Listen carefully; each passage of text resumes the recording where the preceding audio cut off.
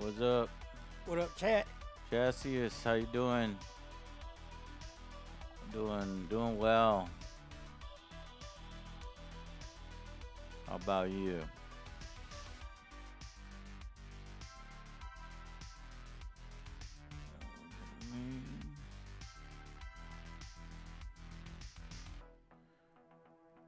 Waiting on news. Okay. For a job. Nice. Yeah. There we go. When might you know? TSA. Oh man. Hopefully you'll be one of the cool TSA people. Yeah, it'd be cool.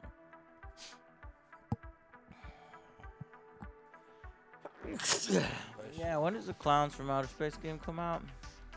You look up on the date for me on that chat. Or the guy that asked about it. Boom, bing, bing, boom, bing, bing, bing, boom, boom, bing, bing.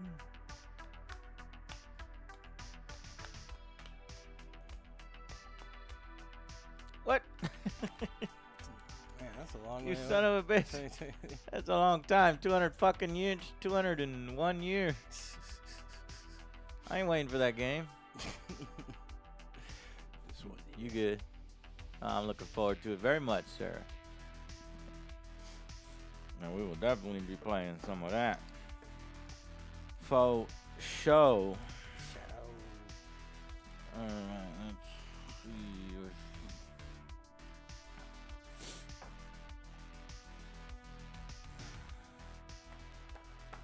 What up, Joe Dog?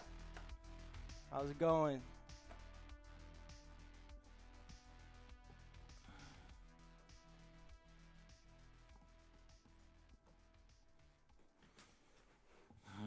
Word.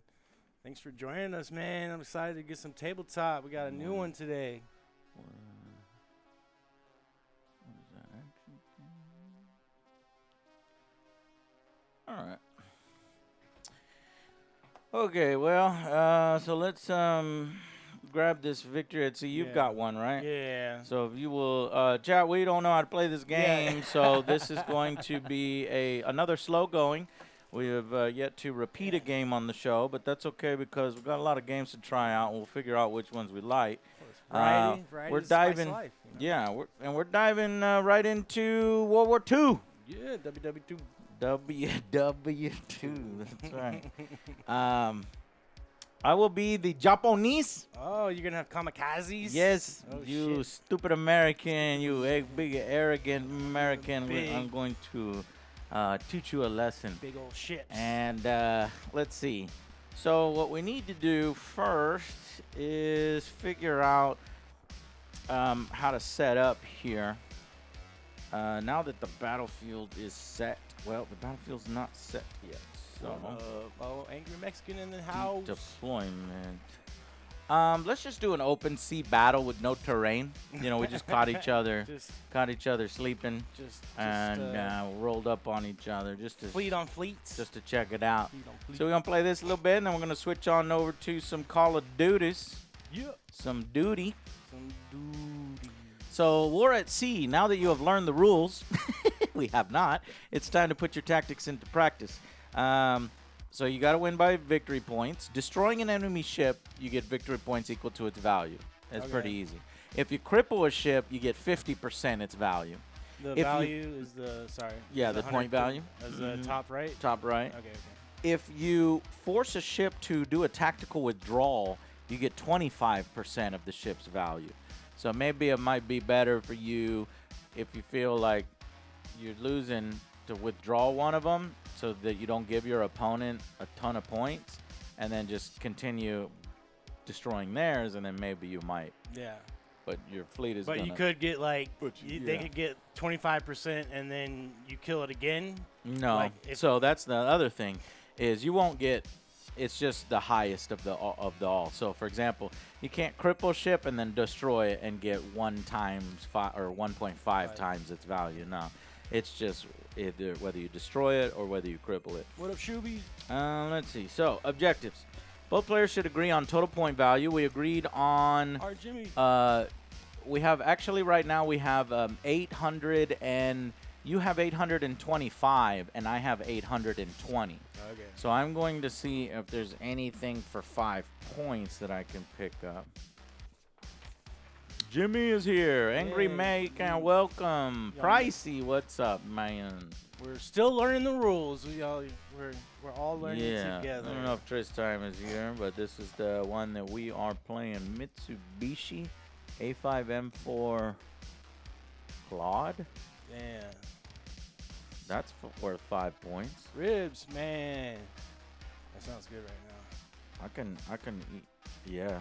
It- Well, I'm like stuffed. yeah, Can't we believe have you. the scrimps, man. still It's ready. Good. Shrimp. Clone. Scrimps.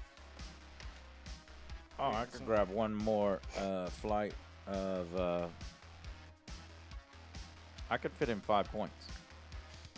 They're called the Mitsubishi A5M4 Cloud, commissioned in 1938. The Cloud is a fighter, and it's a piece of shit. I've been playing a little bit of Call of Duty. Work has been kicking my ass, so we're gonna get some more after this. So I just put up the review for Call of Duty. Did so you? I'm Okay. sure a few people might mention that. yeah, 5 points a rowboat with the machine gun. Hell yeah, Anna. Anna, welcome to the stream, Anna. Tell us your story. what up, Anna? Thanks for joining us. You're funny. Okay. So what we actually do is both players should agree on a total point value, 125. Because can you whip out your calculator and just double check for me? It's always good to Whip it double out. check. We're gonna go ahead and double check our point values right now. So I got a Mogami. I got a Agano. So these are going to be all Japanese names that I'm going to butcher. I got Shokaku and Fubuki. Oh, I know Fubuki. Fubuki. Fubuki's easy to pronounce. I got 3 Fubukis. Fubu. Oh, shit. I only have... oh, no, you should have 820, and I have 815. We'll see whether you calculate that. I mean, Shokaku? I have 920. No. 1, 2, Maybe I put too many cards. 3, 4. I just love miniature games. Yeah. I don't know how to say your name. So is that your your name? How do you say it? So wait, okay? Yeah, I'm All right, at well then I fucked 920. up on your calculations. So I'm at 815. Let me recalculate you. For sure, we're gonna want to because I love fighters, man. I love these little Battleships. mini fighters and shit. I want to play with them, and so we gotta definitely include some aircraft carriers so that we'll be able to play with these little fighters. Oh, Anna, if you like miniature games, you're in the right place. You are in the right place. Come hang out, subscribe to us, hang out with us. Okay, so this is. We try to do it every weekend. Would you rather have the Houston or the Chicago? Oh, H-Town, baby. Houston. All right. So H-Town. 30. What up, Apache? 30 and then Planet Houston. 140. Okay, and then plus 120. Plus 120. Yeah. Plus 130. You're right. It was 920. So Yeah. gotta delete that. I was gonna say, I was like, man, looking at his fleet, I'm gonna get my ass kicked. So what you're deleting is Maybe you're I need to deleting a Northampton class cruiser, the Chicago. So they have names on the side. Make sure you keep Houston, USS Houston, and get rid of USS Northampton. Oh, Northampton? Yeah, get rid of that one. Okay, however, you're now short. Let's see. Oh, I'm under minus, because remember, I was at 815, so you're short by 25, which is interesting.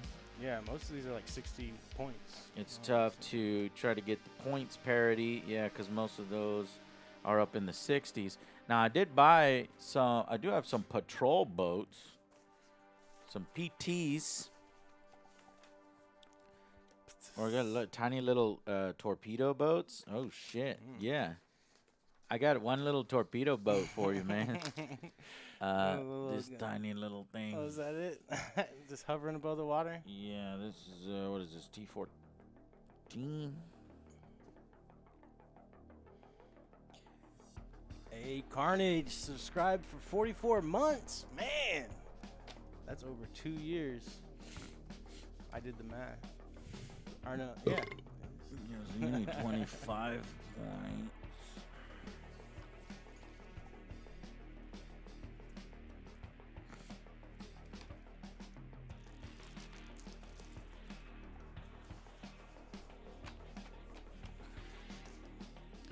Torpedo boats.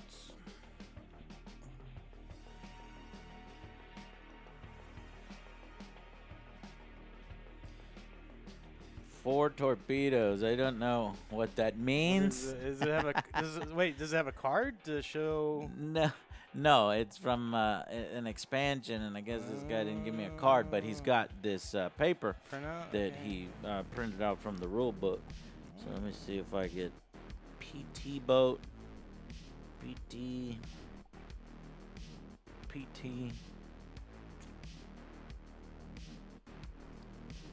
T1. What's that tiny little? I didn't give you the boat itself, did I? No.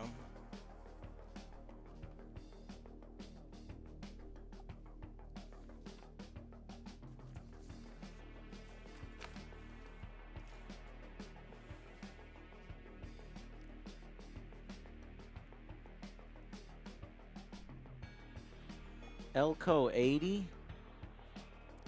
Elco 72? Holy shit, man. This is like historically accurate. Give me the fucking thing here. Oh, yeah. Elco 80, Elco 78. Oh, cool. yeah. This is historically accurate. Okay. So you got, let's see. They're both exactly the same stats. Just different tags. I'm surprised that they look different. Yeah, so these are Elco 77s. So you've got an Elco 77.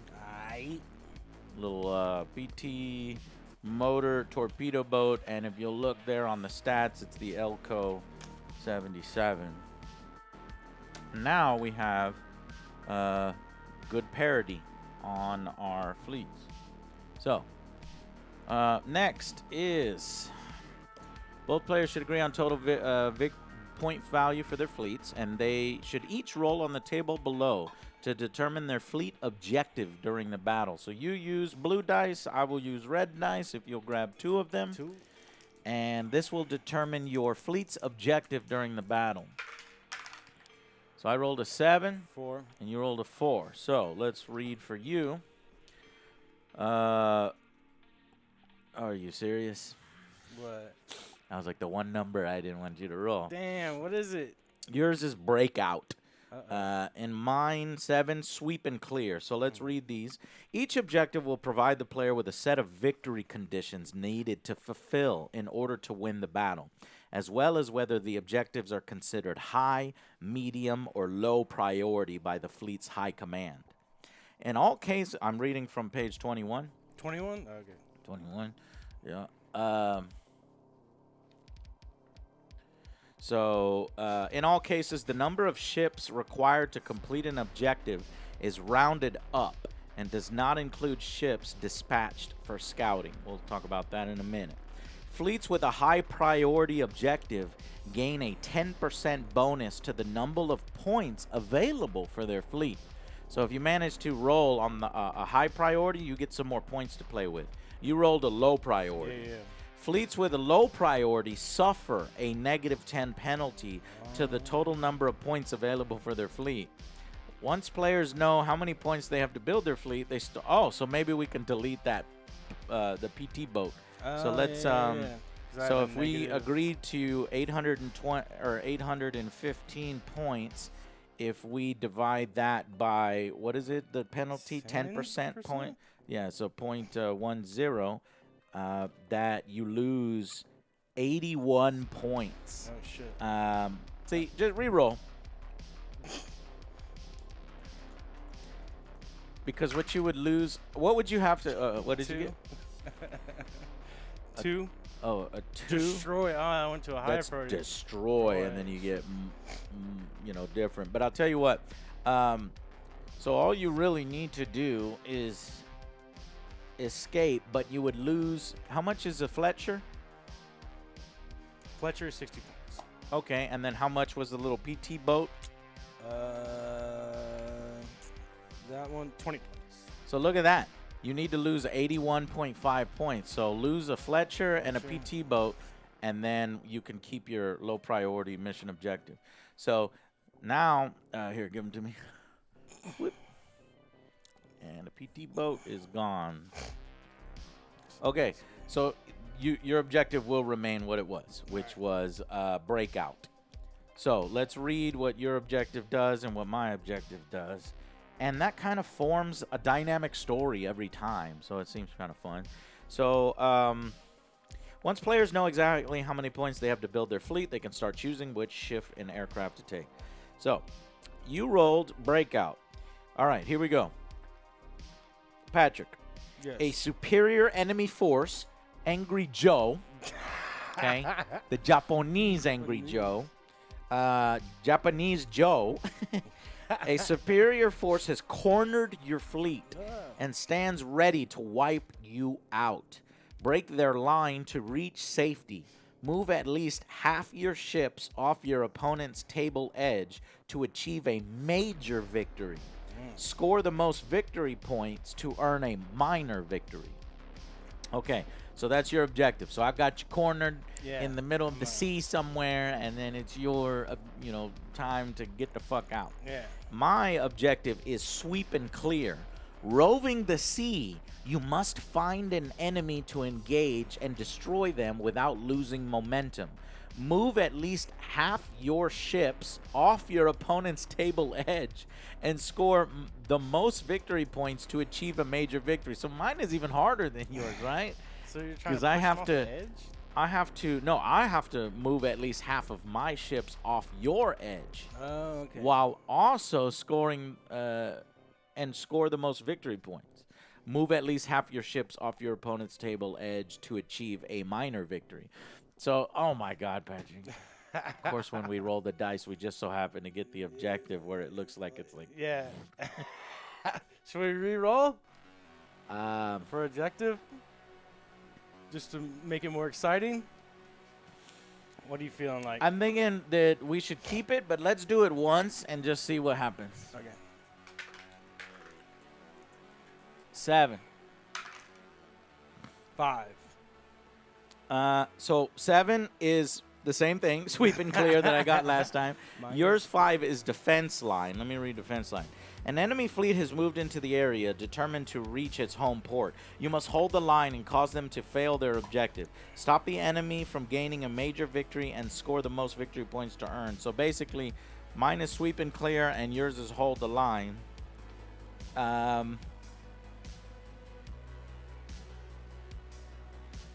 Yeah, that's probably more exciting. Plus, it's gonna be easier for you to win.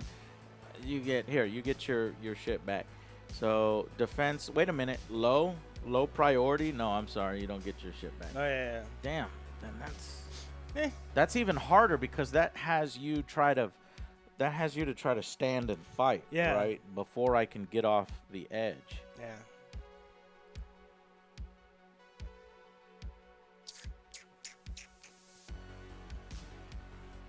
I don't know. I feel like they made it to where you need defense. No, you know what? Let's just play the game as intended. Because if we found the one scenario that breaks the game, I want to know, okay, right? Yeah, so no, yours right. is breakout, and mine is sweep and clear. Okay. All right. So deployment. Now that the battlefield is set, both players. The battlefield is set? Yeah. Now that the battlefield is set, both players should roll 1d10. Okay, I've got some d10s right here. I'm curious whether I will need more d10s.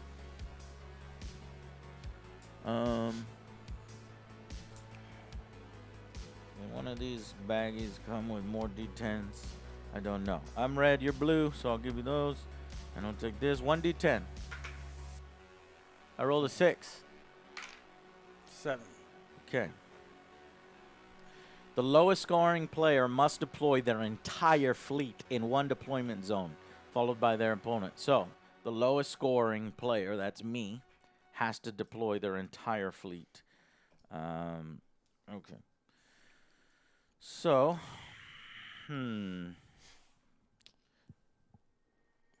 Okay, so how do I deploy my fleet? That's a good question.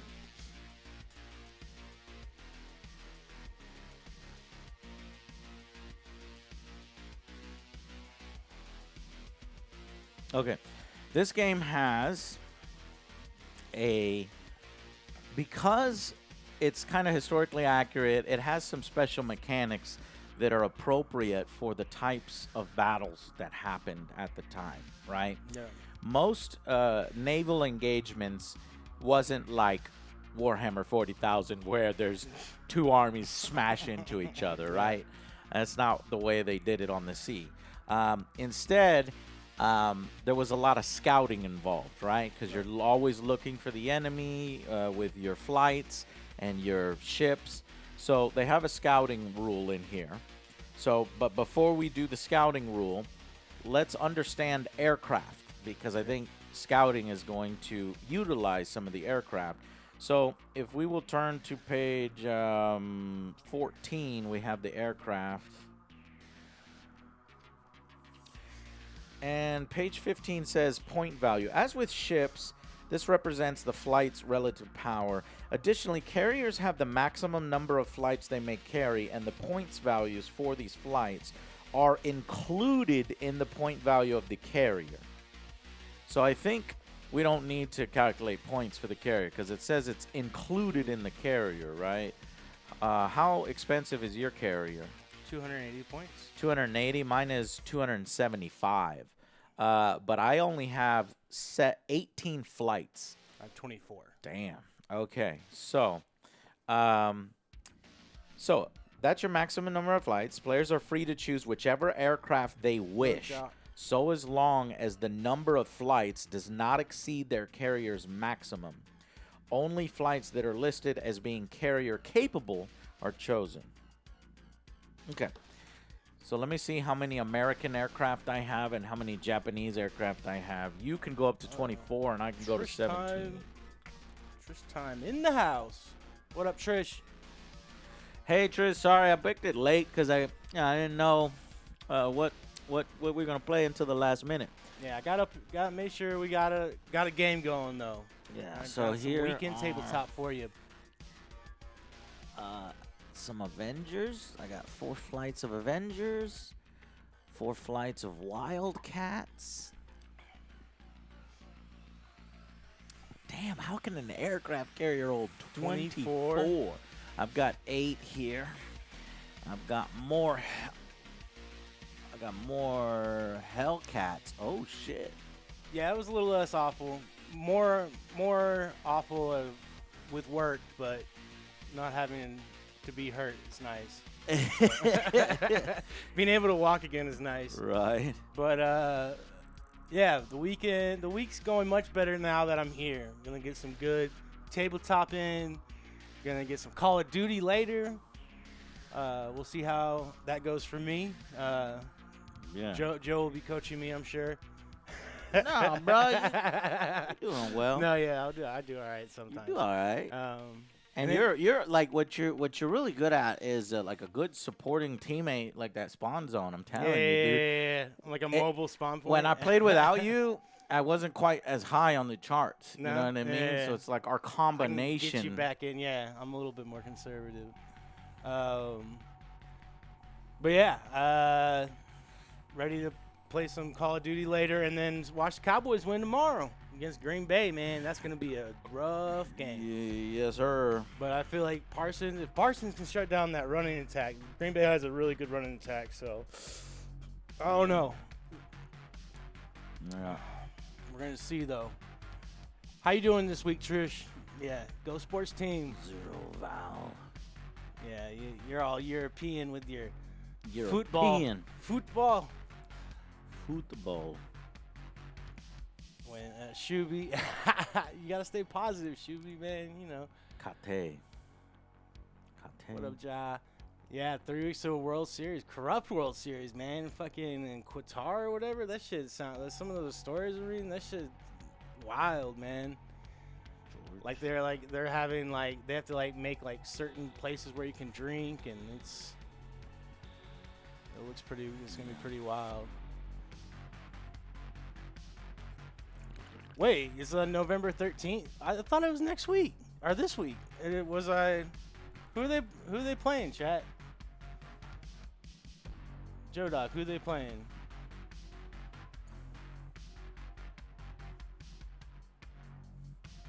How did I get the fucking team wrong? What team? Joe Dog said they're not playing. Oh shit! You motherfucker! Darling. You told me that we were playing I the know, Packers. man. We're probably Fucking- playing the Vikings. Chat's not coming through for me with the game. Oh, it is November 4th. Wait, My what's... rules is victory at sea, battle for the Pacific. It is a very small rule book. The actual main rule book is $50, and I don't have it yet, but it covers all the ships that I don't. All these other ships. I have a ton of ships off screen that you can't see. I think David's right. This is a bye week. But I have to. What? There's no Cowboys game tomorrow? It's because the next game list is November 13th with the Packers.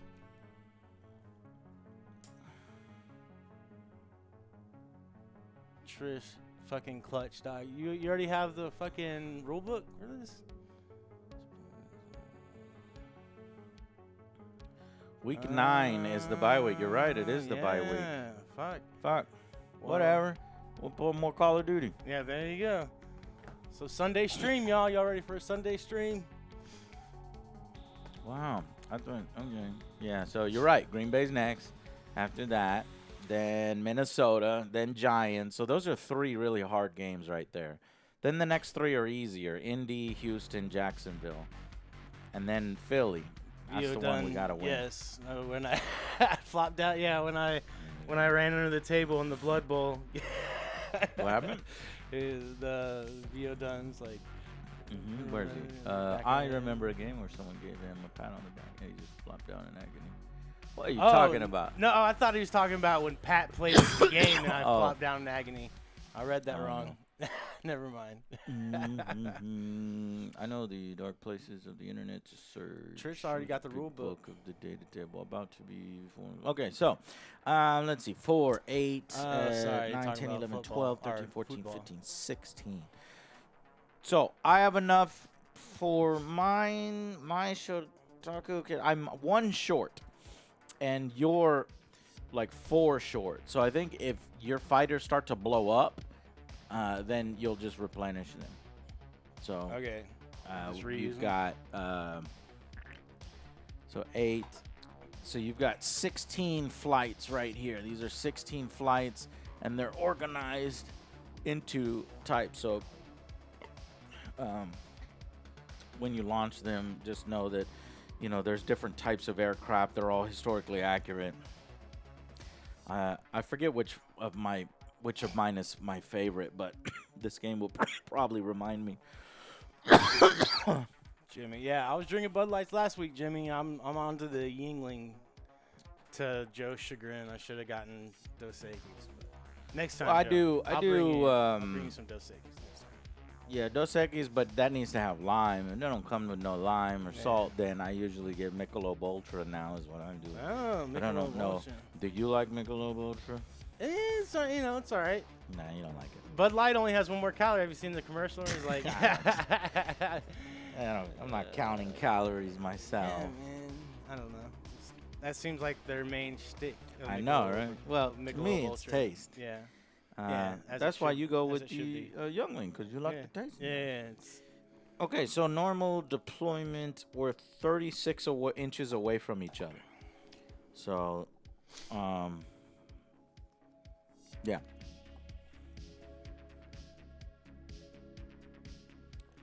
Okay, so here's how scouting works. all right. When the enemy is known to be in the area, fleets will expend a great deal of effort in reconnaissance. If one fleet can out-scout the other, it stands to gain a great advantage before the battle even begins. So, both players should secretly remove all destroyers and cruisers they intend to use for scouting from their fleet before deployment and put them to one side. In addition, they should assign which observation flights will be used for scouting as well. These ships and aircraft committed to scouting are not deployed with the rest of the fleet. Instead, the ships may return from scouting at some point during the battle. So you're taking a risk. You're saying, okay, these are not here in the battle, but they might show up later. But what they're giving me is bonuses to the actual game for not being there. So what is it? In every end phase, and there's 8 turns of the game, so you have essentially what?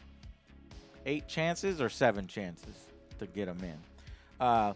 In every end phase, both players roll 1d6 for every destroyer and cruiser that they have committed to scouting. On a roll of 6, that ship has returned to the fleet and may join the battle. It will move on from any point along a random edge in the next turn's movement phase. So yeah, only 7 chances, because if it came on the 8th, then it would come on in the 9th turn, which it wouldn't come on.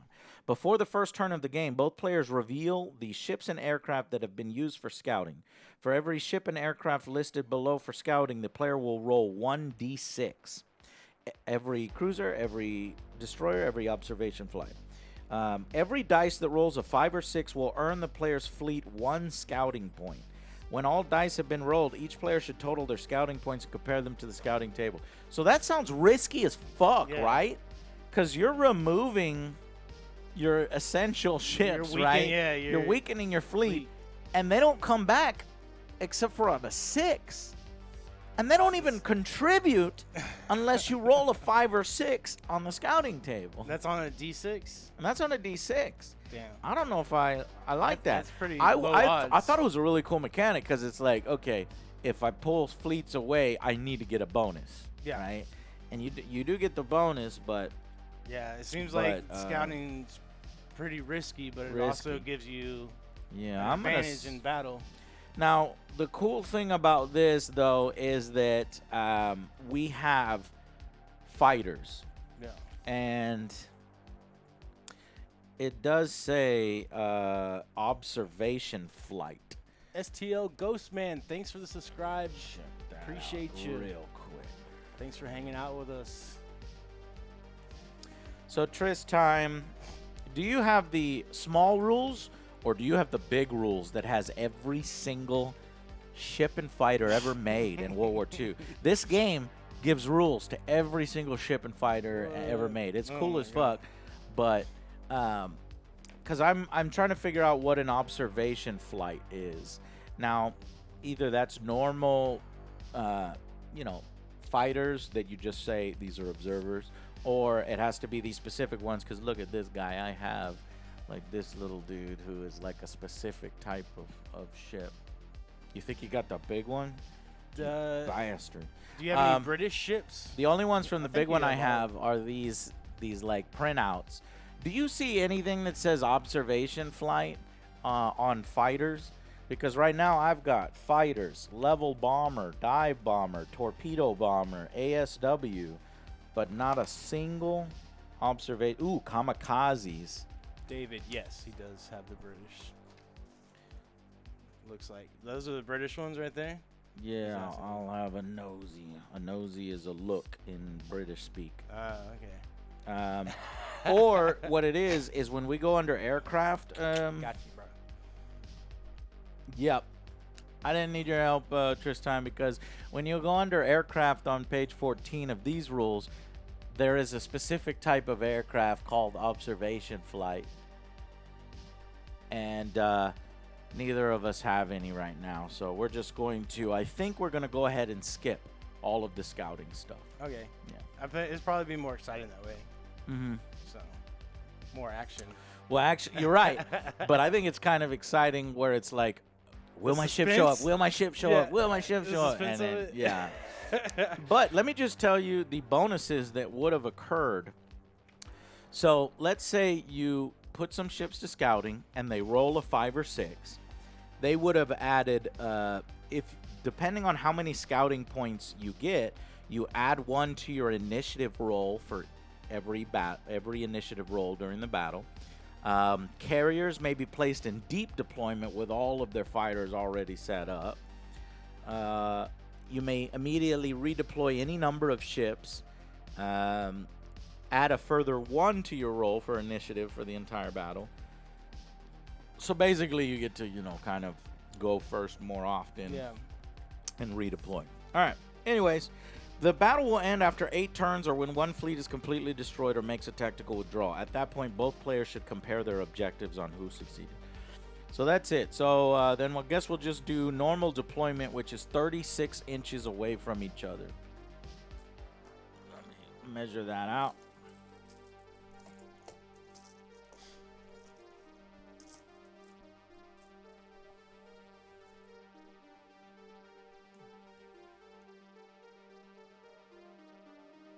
Okay, so it's looking like you can have 1 inch out from this little This little point.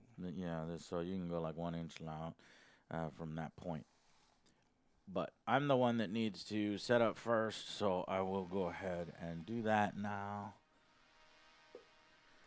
So what was my objective? I need to sweep and clear, which I need to get all the way to your edge.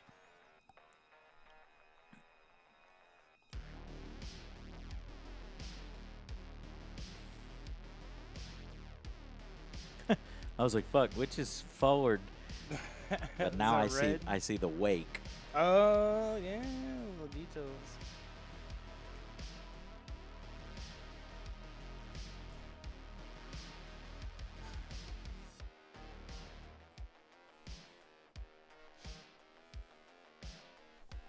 I think we should kind of spread them out, because I think that will be helpful a little bit, because we're probably not going to be very good drivers.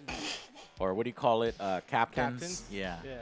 So, all right. My fleet is completely deployed as per the rules because I rolled lowest. So we'll see what Patrick does now. It says the lowest rolling player must deploy their entire fleet in one deployment zone, followed by their opponent. So now you can deploy. Okay.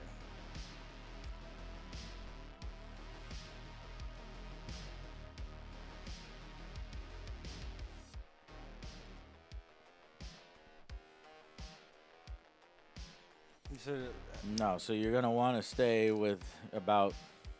So don't go any further out than, say, my Japanese ship, the nose of it.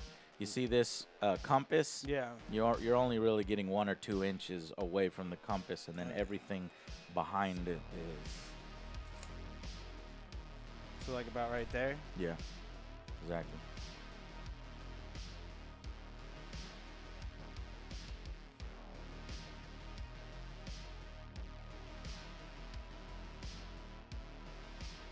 Tristan, if you can start looking around in the rules to see, are aircraft already deployed, or do they have to be launched from... Oh, I think I found it.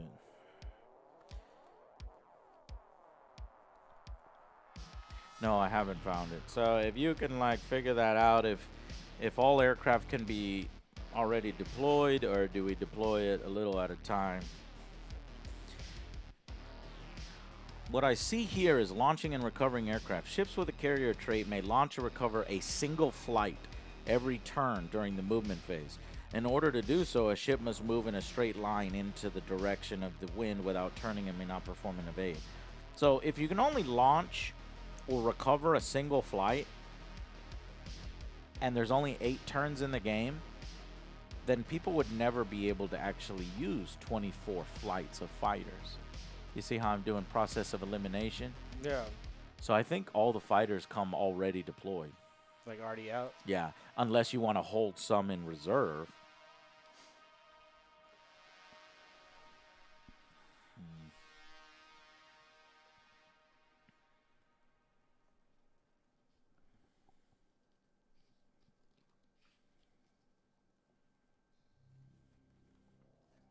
Once a carrier has recovered a flight, it may replace any one-shot weapons the flight has experienced and get ready to send them for another one.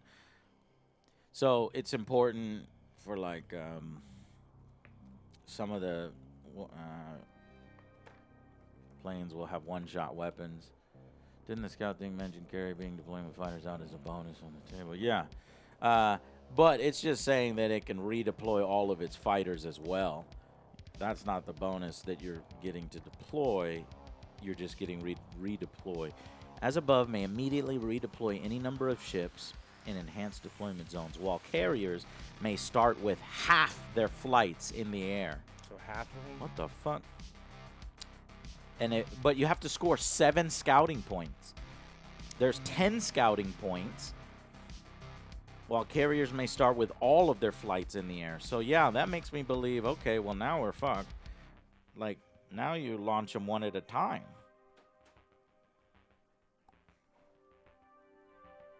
But how would you ever get 10 scouting points?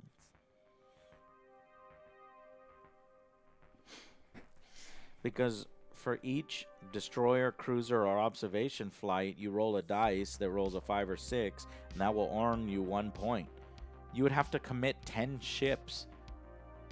And if you committed 10 ships, you still might not get 10 scouting points. In fact, you won't get... Let's say I committed 10 ships to scouting, which means I would need 20 ships on the field, right?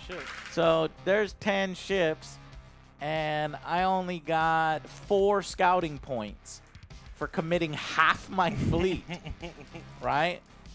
And 4 scouting points doesn't even give me half fighters already deployed. It just gets me as above, and carriers may be placed in deep deployment. So that's just bullshit, because I want to see them planes too. But let's say I did commit half my ships to scouting. Let's see if these ships would come in on turn 2. 1 ship shows up on turn 2. Okay, turn 3.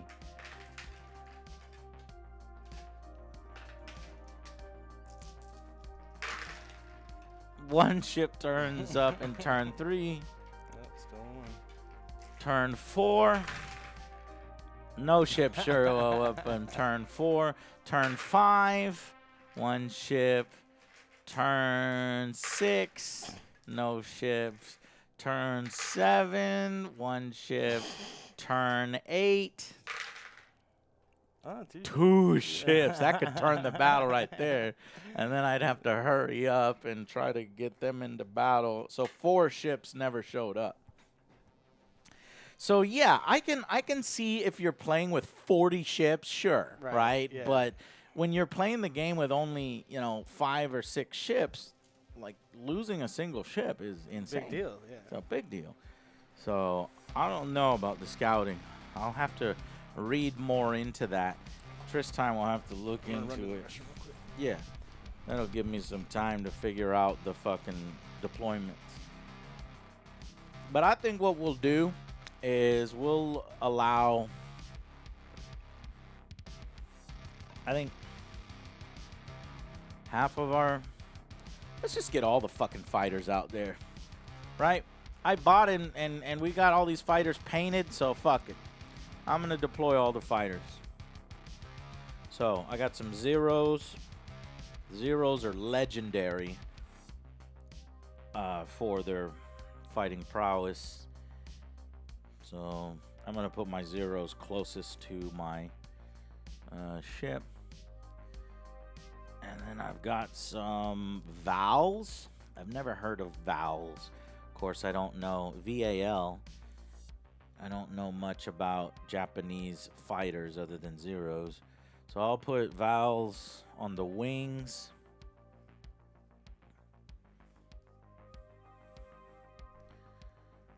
And then I've got some Georgie?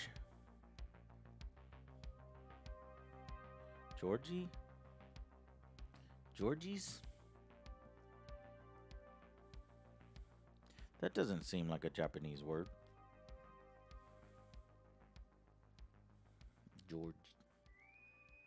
Gorgios. Valves are dive bombers? Oh shit, David, thank you.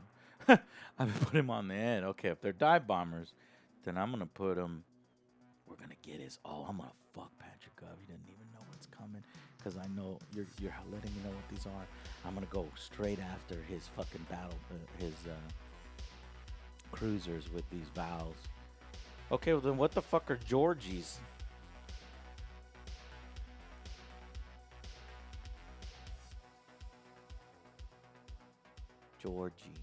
George. Basically, aircraft carriers have a value of how many planes they can carry. The scenarios will then say how many of the ones on your ship can start deployed. Always a minimum of one. All the other planes past your carrier's capability count as coming from land airfields, and start in the air. Yeah, but you have to pay for them in that case. Or it's just thematically they're saying they're coming from airfields. Never heard of them. Sorry, Joe. Look them up. Look it up on Google. George. Georgie.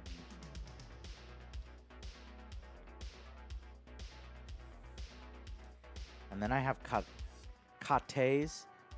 Kata. Those I think I'll flank on the ends.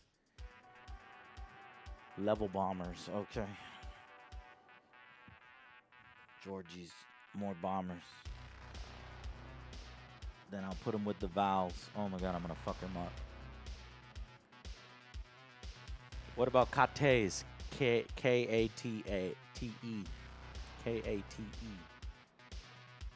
And then these are clearly bombers, so I'm gonna put these bombers. Fuck up his aircraft carrier. Georgie. We're gonna call them Georgie.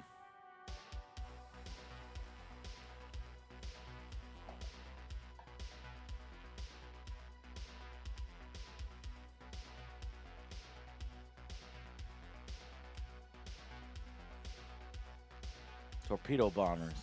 Well, fuck. Okay, well, I'll still keep them on the wings. Alright. So, this is going to be quite fun. This looks fun as shit with fighters. I love miniatures games with tiny little fighters. Makes me feel like space battles. I have a Babylon 5 space battle game that has a bunch of cool Star Furies and Thunderbolts and little fighters, along with the huge capital ships. Only aircraft armed with bombs or torpedoes may attack ships. Rules for using torpedo bombers can be found later in this chapter. Only 3 flights of any type may attack a single ship in the same turn. Yeah, that definitely will come, because I was gonna attack with fighters, so.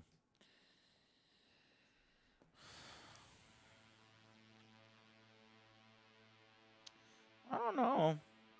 I don't think so, bro. Because it does say attacking with aircraft. To attack a ship, the aircraft flight model must move into base contact with the target ship model during a movement phase. To make an attack against a ship, each flight rolls a d6. The result required score a successful hit depends on the flight's type. If a flight successfully hits a target, then roll damage dice as normal. But look here, it says attacking with aircraft, fighter type, roll to hit 5+. Attacking with aircraft. Fighters are 5+ to hit. So fighters can attack. And in World War II, fighters did attack ships. I mean, they just strafed them. You know, and you wouldn't want to do it. You want to stick to bombers. So what the fuck are they talking about? If a flight successfully hits a target, roll on the damage dice. However, they may still dogfight. Attacking with aircraft. Maybe that has to do with dogfighting. No. No, because dive bombers get a 3+. Fighters get a 5+. So clearly, dive bombers are better at attacking with aircraft. Yes, sir. That's some Yingling right here. That's what. Yingling. That's the drink of tonight. Hey, so go ahead and deploy your fighters. Now your fighters have types, and chat will help you with the type of fighter. Okay. So All right. grab 4. There's 4 of each type. Yeah. So grab one type right now and tell chat what type they are. We have a Hellcat. Okay, so chat, what were Hellcats? If I'm gonna take a guess, Hellcats were fighters.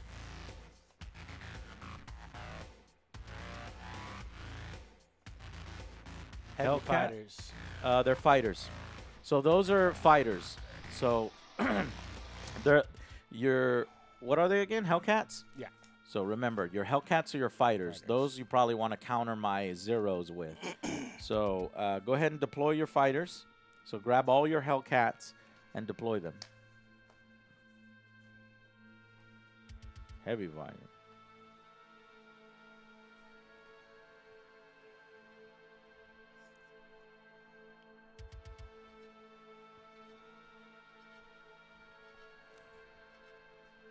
Hellcats have a trait called tough.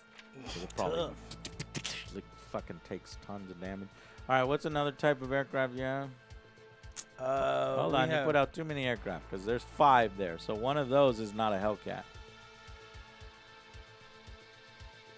Oh, one's a Wildcat. Okay, what are Wildcats, chat? Wildcats, they actually are fighters or bombers. What do you want your Wildcats to be, fighters or bombers? We know your Hellcats are fighters. Yeah. Okay. What are your other fighter types? I have Crosshair. Crosshairs. Crosshairs are Corsairs. Oh, Corsairs are fighters. But there is also a bomber version of them. And what's the other one? Avenger. Avengers are torpedo bombers. So, yeah. So go ahead and give me the types now. Okay. You want to go 2 and 2? Yes. So the Wildcats will be. Wildcats, you have a choice between making them fighters or bombers. Your Hellcats are fighters, so you've already got one flight of fighters ready to go. And you know your torpedo bombers are the Avengers, so you already know that you have some bombers. Yeah. So, do you want to stack up on fighters? Do you want to go even, or do you want to stack up on bombers? I'll go even. Just okay, 2 and 2. So then, tell me between your Corsairs and your Wildcats, which are going to be the fighters and which are going to be the bombers. I'll do the Corsairs as fighters and the Wildcats as bombers. All right, sounds good. Holy shit, your Corsairs are the greatest dogfighters on the chart. +4 to dogfight. All right. So air to air. Yeah, my zeros are only +3, and that's the highest I got. Oh no, I got some Georgies. They go to +4. They all float, Georgie. George.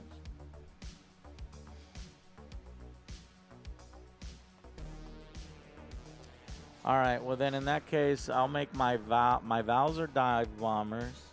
My zeros are fighters. My Georgies, I'll make fighters because they do have bomber versions. I'm gonna need some fighter backup for here. Zeros, vowels, Kates, or Kates. I don't know if it's Kate or Kate. Those are bombers. Okay. Corsairs are late war.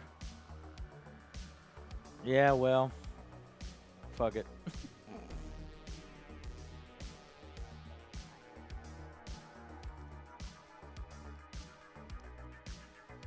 Then this is late war.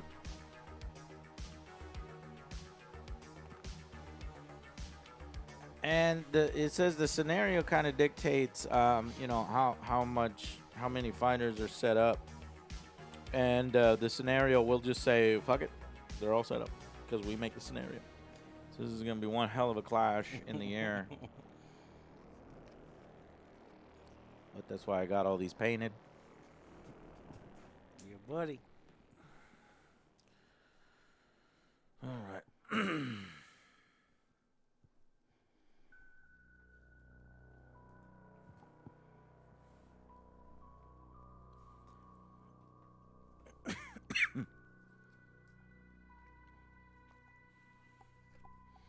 Let me know when you got everything set up. Yes, all set. All right.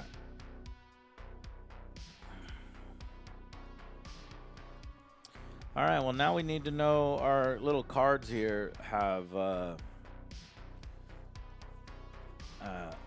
these little things. So,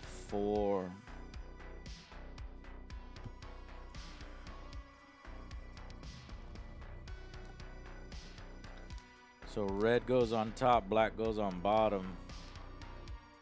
And what you do is you put the tab. Did I just break that? Put the tab behind them. Behind it. And then red is on top. If I'm doing that right. And then the black is on the bottom. I don't know what the bottom or the top is. And these don't go on very well. They're kind of shoddy. Maybe we would use dice for these, but let's figure out. Hold on, before we do them all, let's just kind of figure out what they are. Okay. What that's used for. So maybe we only need to use them when they start taking damage and shit. And we've got other counters to take care of getting damaged. All right, every ship in the game is defined by its ship card detailing all the information you need to know. Class name, type, points value, flank speed. This is the maximum distance in inches a ship can usually move in a single turn. Armor, the higher the value, the better. Hull, traits, weapon systems, additional information. On the back of the card, you will find additional information. All right. Pre-measuring. Pre-measuring distances and ranges in Victory of Seed is allowed at all times. Okay. Distances are measured from the bridge of a ship's model. Well, we have to be knowledgeable about the fucking ship to know where the bridge is. Oh shit! This is like somewhere. So obviously, that's a bridge. That's a bridge. That's a bridge. The little front That's part. a bridge. It's gonna be different on some ships, though. That's weird. Okay. The card doesn't really show you where the bridge is. That would be helpful if the card had a little thing on the bridge. Indicator. Because if we just got my girlfriend to play this game, she had no fucking idea that this front one is the bridge and not this back one. You know what I mean? I mean, I don't even know. Well, I do, because I've seen a lot of fucking World War II movies. Yeah. Because obviously you got the windows in the front, and if it was in the back, you'd be blocked. Right. All right, so the game turn. In a real naval battle, all ships with both fleets are always in motion and continuously firing as they go, all at the same time. To make this process of naval combat a lot easier to replicate in Victory of Sea, the game is split into discrete game turns. Each game turn is then further split into 4 phases. During a game turn, both players will participate in each phase together, and when each game turn is complete, every ship on the player's side will have a chance to act and affect on the outcome of the battle. The 4 phases are played in order: initiative, movement, gunnery, and then the end phase. When the end phase has been completed, the current game turn ends and the next one begins. So, start with initiative. The initiative phase is used to resolve any actions that do not require players to make choices and to decide who will have the initiative for the turn. In other words, who has gained a position of tactical advantage. At the start of each turn, both players roll 1d10 for initiative. Taking note of the result. Any ties are re-rolled. The player that rolled highest has won the initiative and should claim the initiative token as a reminder of which player holds initiative for the turn. Okay. 8, baby. 7. Oh, Damn. that was close. I won initiative. So then I take the initiative marker. I don't know if that's a good thing or a bad thing. Movement phase. The player who lost initiative must now nominate one of their ships and move it. Their opponent then chooses one of their vessels and moves that. Continue alternating moving ships in this way until all ships have been moved. Note that a particularly large fleet may still have ships to move after its enemy has finished moving all of its own, and in that case, the larger fleet will carry on until they have had a chance to move. Well, when does fucking planes move? Because we just added planes to the game. Yeah. Let's see, aircraft. With us? Movement phase. Aircraft move slightly differently to ships. Once all ships in both fleets have moved, the player who won initiative phase must choose whether to move their aircraft first or force their opponent to do so. So aircraft have their own separate phase. So let's go ahead and move. I won initiative, so you got to move one of your ships first. Which ship do you want to move first? Let's roll out with one of the battleships. USS Houston. The USS Houston, okay. Let's look at the movement. The ability to maneuver a ship into a position of advantage is vital. By outwitting your opponent, you will gain the opportunity to keep your ships at optimum range for their weapons while keeping out of the fire arcs of your opponent's most dangerous guns. Once it's been determined which player has won the initiative, players take turns moving their ship. Ship may only be nominated to move once every turn. All right, moving ships. When a ship is nominated to move, a ship can move the distance in inches up to its flank speed. What is your flank speed of the USS Houston? 6 inches. Okay, so you can go up to 6 inches. And however, unless a ship has had its flank speed reduced to 0 due to damage, it must move a minimum of 1 inch forward. Okay. So a ship can change the direction of its movement only after it has moved at least 2 inches forward in a straight line. It can then make a turn of up to 45 degrees to either port or starboard, that is left or right respectively. If anybody in chat doesn't know port or starboard, I'm going to beat you up. Tell you what, I'll give you a crash course. Don't look at me like that. Patrick, you son of a bitch. You don't know your port from your starboard? It's one's left, one's right. Yeah. I'll give you your. Oh my God! We put Captain Patrick in charge of a ship. It's very easy to remember. Underside. What's right? a 4-letter word? Fuck. Which one? Yes, that is correct. Is right a 4-letter word or is left a 4-letter word? Left. Left. Port is a 4-letter word. Okay. So port is left. Port is left. Because they both have 4 letters. All right. Port is left. And starboard, the longer word, starboard, is right, because right is longer word than left. So there you go. There's the easy way to remember port and starboard. Poop deck. All right, so you can move 45 degrees either port or starboard. A ship may turn any number of times during its movement, but it must travel at least 2 inches forward before making each turn. If for whatever reason the ship cannot move, the full required 2 inches forward, then it cannot turn. Ship models may never be stacked on top of one another, so you will never end your movement on top of another ship. If this occurs, the player moving the ship simply places it wholly to one side or the other of the stationary vessel. All right, so go ahead and move your ship.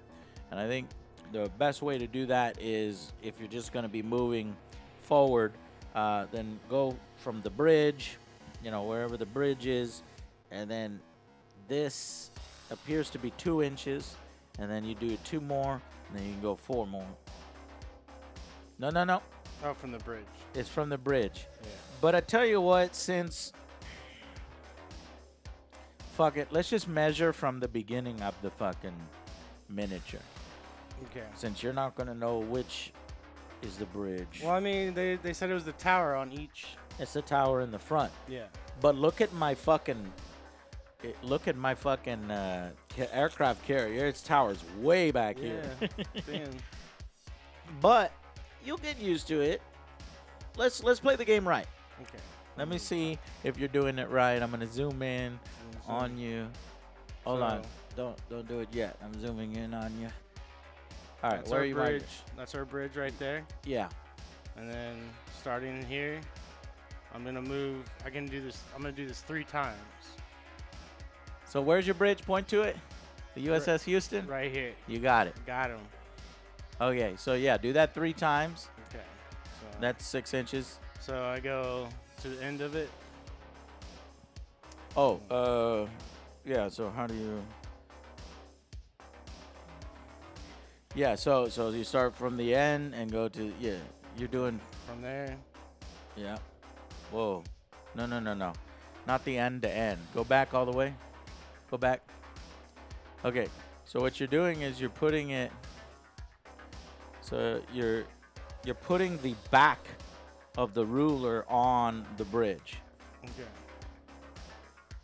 Right? So the back of the ruler on the bridge, and then you're moving the bridge forward to the end of The thing. Okay, so this is right. Yeah, like that. And then move the bridge 2 inches. Yeah. And then you can do one more if you want.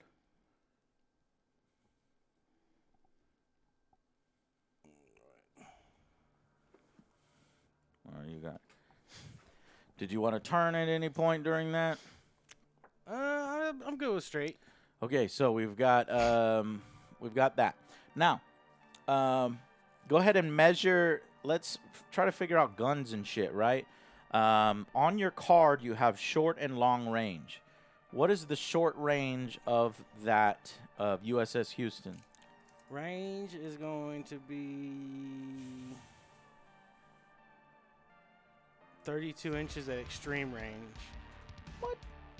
What's your short and long range? I have short 16, long 24, and extreme 32. Holy shit. Okay. All right. Hold on. So let's see. So short was what? 16? 16. All right. There's 16. Right here. Okay. And what was long? 24. All right. You're outside of long range. You are in extreme range. You can hit anything on the table except for this far one. Oh, So so because you're in extreme range, you might as well fucking try it, right? wow. Let's do it. Let's Bombs away, bitch. let's try it. Well, we're just checking ranges, right? Because this is the movement phase. We're not in the gunnery phase yet. Okay. So So we're moving one ship at a time, remember? And so it's my turn next. So let me see what I would like to do here. These Fletchers, no, these Fubukis move at 7 speed. So I'm going to go 2 inches forward.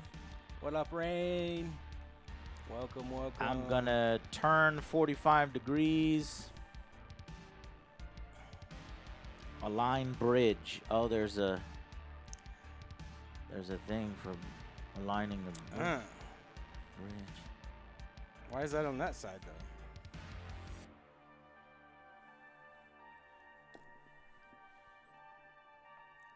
Hold on, let's see how this wants me to do it. Okay. Align the bridge. All right. Is that like the So turn? that's the turning, just to show it. But I can't turn yet. So you have to align the bridge. All right, so 2 inches forward. Now we're gonna go 4 inches forward. And we'll go another 2 inches, that's 6 inches, and then that's when I'll turn. Align bridge. 45 degrees. Okay. So this one has gone, and if you will put a wake token behind the ship, I think that sort of lets us know that that ship has already moved. Well, we may not have enough wake tokens, but okay. Your go.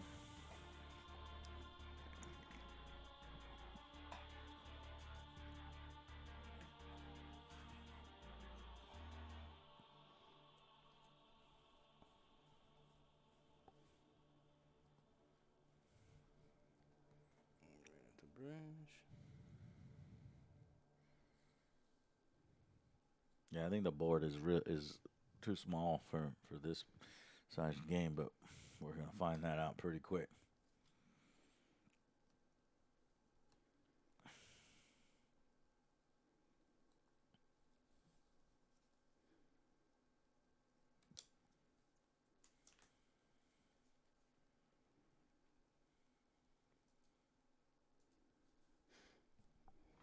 All right. I'm gonna do a little wake.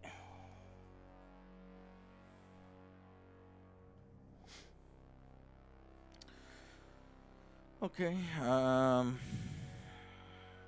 Let's move this Fubuki forward 7 inches. Oh yeah, that was What? the Indianapolis. They were asking what the USS Indianapolis. They were asking. Indianapolis. I'm gonna do another Fubuki. 2, 4, 6. Fuck it, we'll go 7. All right. Your go.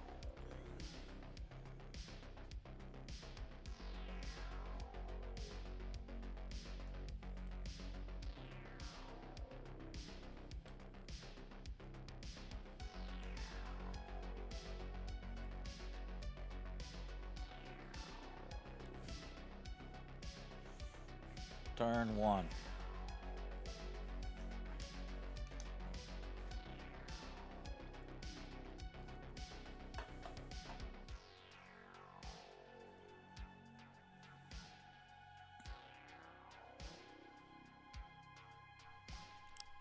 Aight. All right.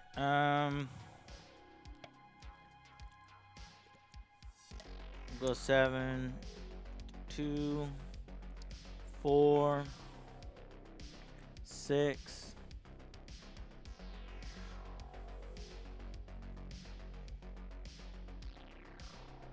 Seven. Oops, did that all off camera. I basically moved this Fletcher up right there. Alright, we're gonna move the 514.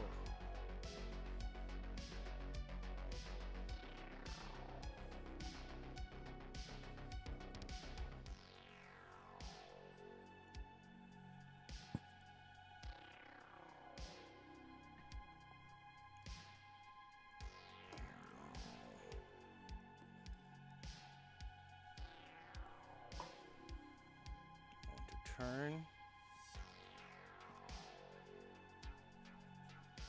So I line it with the bridge. How do I do it? Oh, this way. Yeah, so you see how the arrow right here has an arrow aligned with the bridge, yeah. And then the bow is the front of the ship, and then you point the ship there. That's 45 degrees. Yeah. No. Are you using the right? I think. So you would align the bridge, and then 45 degrees. I think this one, this fat one, is probably for the bigger ships. Oh. And then I wanted to move up. Shit, I don't know what the difference is between the small one and the big one. Let me look. I think they should be the same. I just don't know why there's two different sizes. Yeah, that's weird. Why are there two different sizes?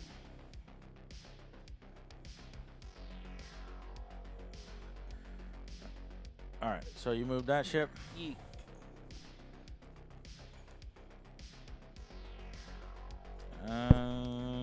We have one more wake each.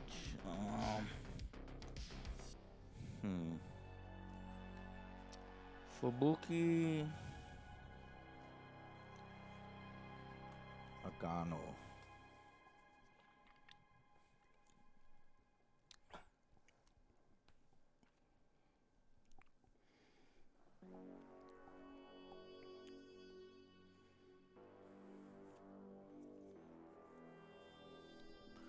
Mugu Gaipan. Nailed it. Okay. That is the Mogami. This is, which one's my Mogami?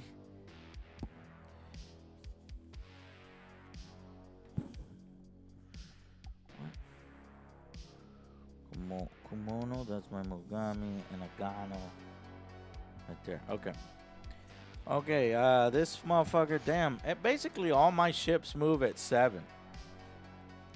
And if I'm just moving them fucking forward, then I'm just going to use this tape measure. Measure from the bridge. Yeah, some of my guys move at 7 too. I'm going to go move forward. 7.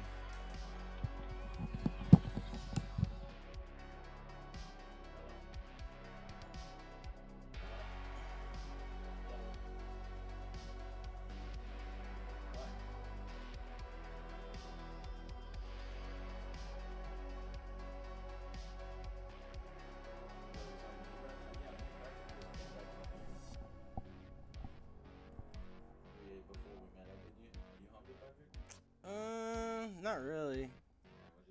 Maybe a little later. 1 or 2 hours ago. Yeah. So yeah, let's go get some to eat.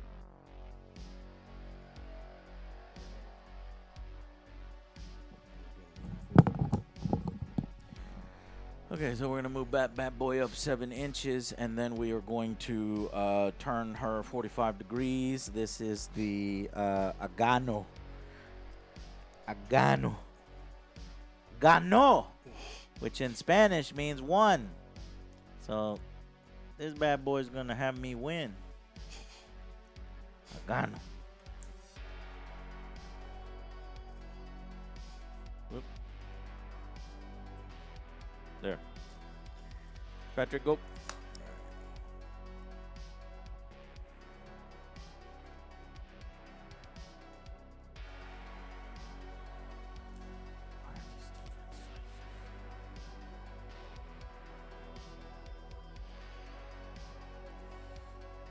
These sizes do matter, Patrick. Do they? Yeah. I mean, Because they're if both you look 3 at the 45 degree, everything matches on them except for that 45 degree bow. Look at. You see this ship? If this ship were to move 45 degrees, it would end up going shorter than this. So I think this big fat one is probably for your big ships, and then this one is probably for small ships. But I didn't really see that anywhere in the rules. This time? Fuck.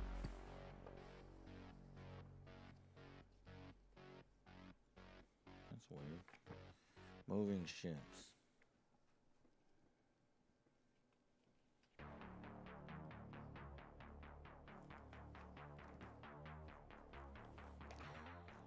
It's so weird. These rules don't reference the two different measuring sticks. I guess. Well, I don't know.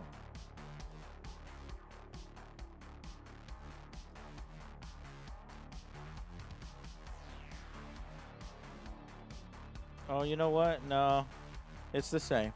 It is. It's the same because if we align the bridge is where the bridge is aligned, and then you see the valves there. The new position is roughly the same. So they're the same. All right. I don't have any weight, but Yeah, that's fine.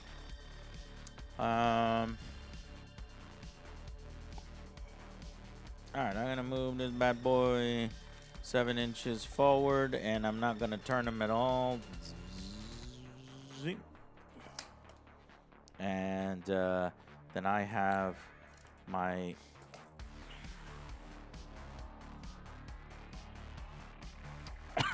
the speed of the aircraft carrier is also 7. Yeah, everybody's just going 7. Okay, so that is the end of the ship movement. I have one more ship. What? All right, well then before I move this one, you move that one, and then I end with this.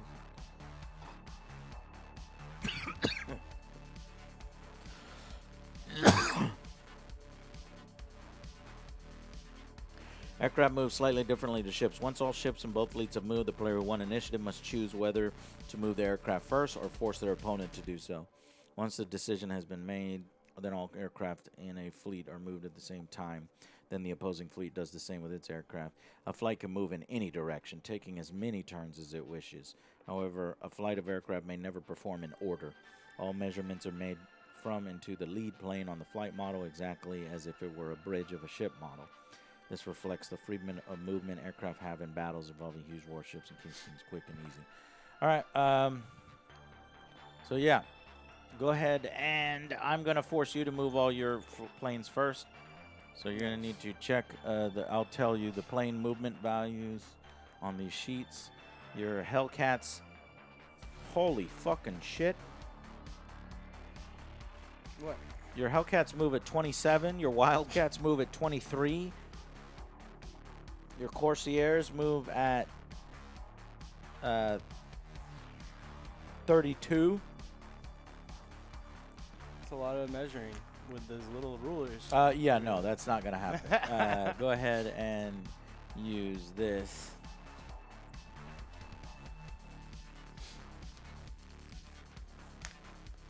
So obviously, let's see. Where are your Corsairs? They are right here. All right, you probably want to get your fighters into my fighters, right? Yeah. Or so let's see. Are your my best fighter is my 0. Your best fighter is your Corsair. See if they're 32 inches away and see if you can get them stuck in right away. 32 inches. I'll make it stop. There we go. No. Almost. Oops. Do I get more from one of my ships is moving backwards. Anyways, thank you. Yeah, that's how fast they can move. So go ahead and, I mean, it's up to you whether you want to move them that fast or not.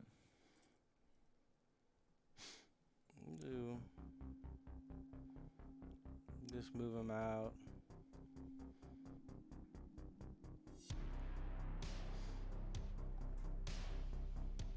So this is the maximum I can move right here. That's a maximum. Right.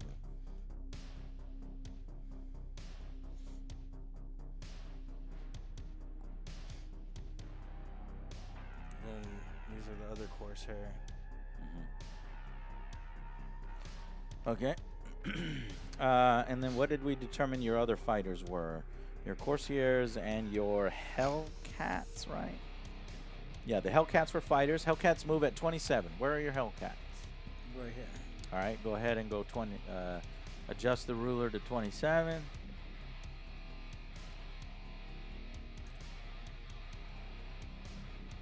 This is a massive fleet battle.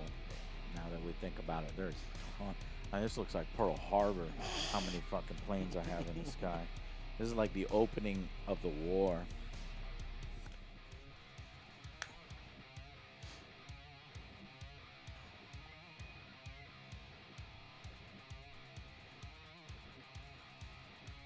Okay. And then I have Wildcats and Avengers. Okay, so where are your Wildcats? Wildcats are, there's one right here and 2 right here. There's another one somewhere. Yeah. Okay, your Wildcats move at 23. See if they can reach a ship, right? Because your Wildcats are, bombers, right? So you want to try to destroy a ship with it. So not quite, but you want to get it as close as you can. Okay, we got some fighters coming in on us.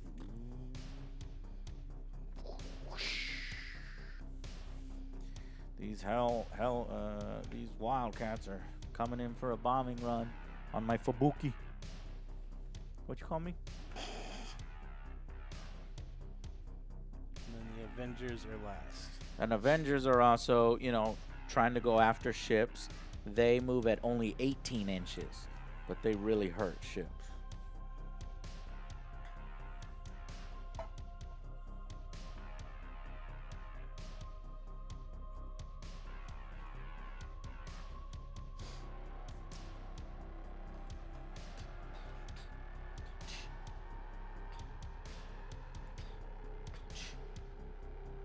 Pretty sweet looking. I got a Mogami. I got a Agano and a Mogami and a Fubuki. And my my carrier is a Shokaku. Shokaku. I really wanted a Congo class battle cruiser, but it's like 300 points and I couldn't get it in there. I actually have a Yamato, which is the most famous fucking Japanese battleship. All right. It's somewhere. Anyways, okay, so now that we have the battlefield laid out, here comes all the. This looks fucking sweet. This looks like a real fucking. All right, let's get rid of all the plumes. The ships are done moving, and now it is my fighter movement phase. And just as the Japanese should, I think I got the jump on you, right, on this one, because you're coming close, and now I have my choice of where to put my fucking fighters, and I love it. So these we know are coming in for an attack run on my Fubuki. So let's try to get some fighters, fighters versus those bombers. What do I got closest? I got some Vals, and I got some Kates. I don't know if it's Katake or Kate. I'll do the Japanese sounding Kates. 1937. Oh no, those are bombers. All right, what about my Vals? Vals are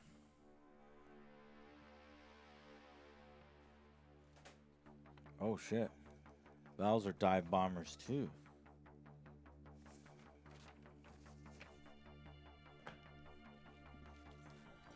Oh, my Georgies. My Georgies. Georgie. My George. Are they called Georges? Does anybody know World War II Japanese aircraft? Do you have any more beers? Yeah. I can use Yeah. All right, I'm going to put my Georgies on you. I got two Georgies on my left flank. So my Georgies can move at 26 inches. Here come my Georgies. Let's see if they can make it first. Let me get the tape measure. It's just George. I'm going to call them Georgies. They're Georges, but I'm going to call them Georgies. They can go 26, which means they are in range.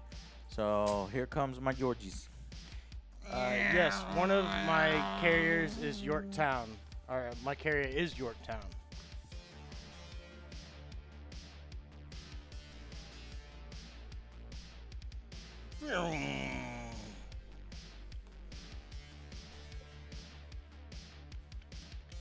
Okay, my Georgies are moving in to engage your. What are those? This one are those my Hellcat? Yeah, Wildcat. Wildcats. I get the Hellcat. It's Georgies versus Wildcats there. Let me see if we fight right now or if this just movement.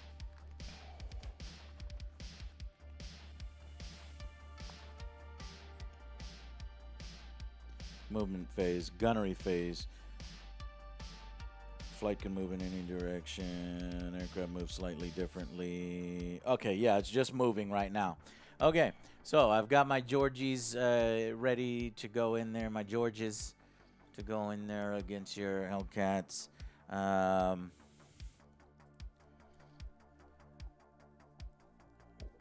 Lady Lex. where's your Lexington? Corsairs? No.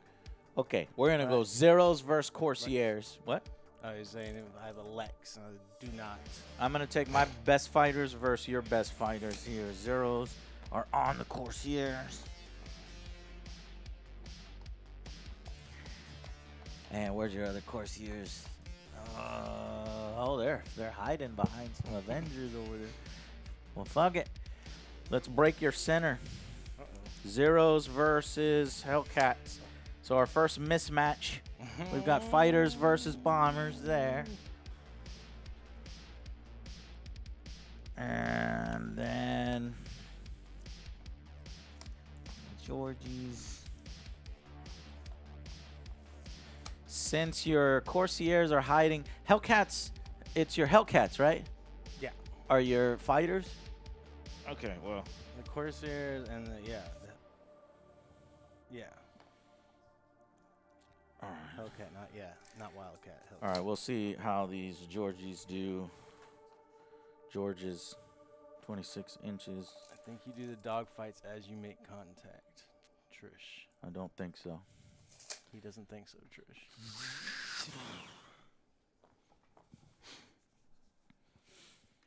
And the rest of my shit are all bombers. So let me check the ranges of all my bombers. So we'll go with some Kates. Can my Kates get to you? Any of your ships? Kates move at, oh my god, 16 inches. That's slow as fuck. Oh no.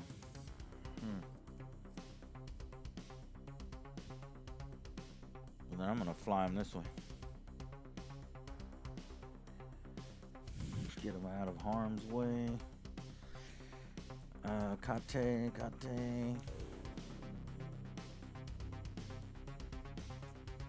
Kate is gonna take advantage of the aerial chaos right there and try to fly through.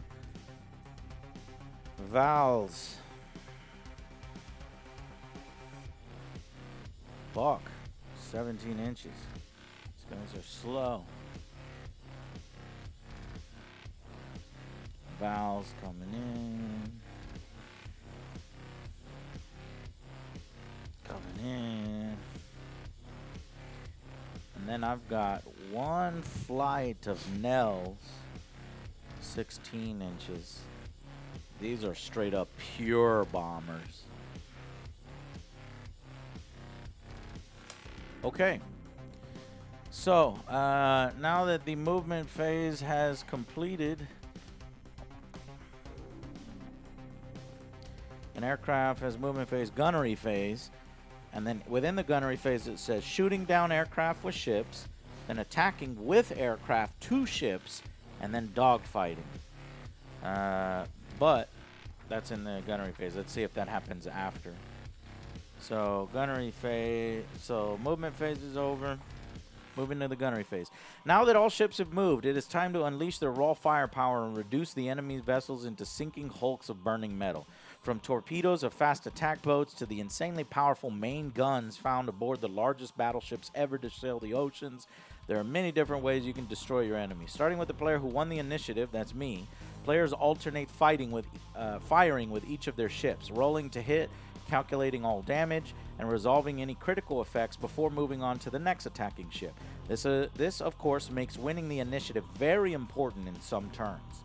Once a ship has been nominated to fire, you nominate the targets for every weapon system that will fire this phase, checking the fire and the arc range for each weapon, then resolving firing, then resolving damage. But this is assuming that we only have ships. Torpedoes. Each attack dice listed for a given torpedo represents a single torpedo. The player thus has the option to fire some or all the torpedoes. By firing only part of the torpedo, the player is choosing to hold the remainder in reserve. Okay, well, let's see when the fighters fire. Have to go back into the aircraft. Gunnery phase, shooting down aircraft. Most ships have some form of defense against aircraft in the form of an AA battery. If enemy flights are in range, a ship's AA battery is fired automatically at the beginning of the gunnery phase before anything else happens. The ship's crew are expecting battle, and aircraft will rarely have an easy time attacking a ship.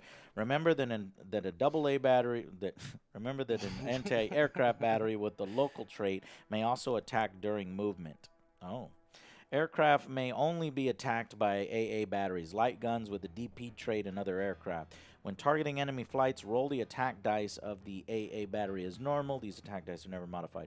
Every 6 rolled on an attack dice will result in a flight being hit and destroyed. Against a torpedo bomber flight, it's a 5 or a 6. So right now, all the AA guns fire off first. Let's see if any of the flights are actually in range of any of the ship's AA guns. So go on your ship cards, check your AA batteries. My extreme range of one of my AA batteries is 6, and that's from my Agano. So 6 inches, that would be this. So you're not in range of any of mine. My Mogami AA batteries, I have no AA batteries on the Mogami. My Fubukis, I have no AA batteries on my Fubukis. My aircraft carrier, I have no AA batteries on my aircraft carrier. Yeah, it looks like the same for me, pretty much. Wait, my okay, so Only my destroyer or my destroyers? all of your small destroyers should have. No, yeah, they're the only ones with AA. Okay, and how far do Or they go? Yeah, that's destroyer. It's extreme is 5, long is 3, short is 2, point blank 1. Okay, so your stuff is not within range of any of my. Yeah, it's fine. Yeah. So no AA fire this turn. Then we'll go directly to attacking with aircraft. To attack a ship, the aircraft flight model must move into base contact with the target ship. Well, that's not happening. Dogfighting. Once one flight moves into base contact with an enemy flight, they are considered to be dogfighting. Only fighters may move into other flights this way. Oh, Time I think was right. Other types of aircraft may it's a special case though. No, everything else works. Yeah. As far as AA batteries and as far as aircraft attacking ships. This is but it's a special thing called dogfighting. Other types of aircraft may defend themselves in a dogfight, but they cannot initiate one. Fighters are free to move into base contact with more than one enemy flight if they are close enough. Once a flight is engaged in a dogfight, it may not move further in the turn the contact was made. Every flight in contact with an enemy flight must engage in dogfighting at the end of the gunnery phase. Okay. Both players roll 1d6 and add their flight's dogfight score. Add +1 to this dice roll for every extra supporting flight. The winner of this roll will automatically destroy the enemy flight, but not any supporting flights. If the dogfight is a draw, all flights are left in place and remain locked in the dogfight. So the dogfights happen at the end, so all of our ships will start firing first. So I have the initiative, so I'm going to obviously fire. Let's fire some shitty guns. No, let's fire our best guns first. Okay. Because I'm confident we'll hit. So what are our best guns? What is that? The USS Houston? This one here? Houston. All right, let's fuck up the Houston if we can with my Mogami. So the first things we have to pay attention to is the fire arc on the cards. That says the front and the sides. So good.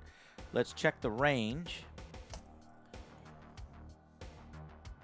From, I think, my bridge to your bridge is about 24 inches. So that's long range. So I've got A turret, B turret, Q turret are all in my front arc. So looking at this, you'll see A turret, B turret, Q turret is all in front range. My light guns are also in front range, but their extreme range is only 16 inches.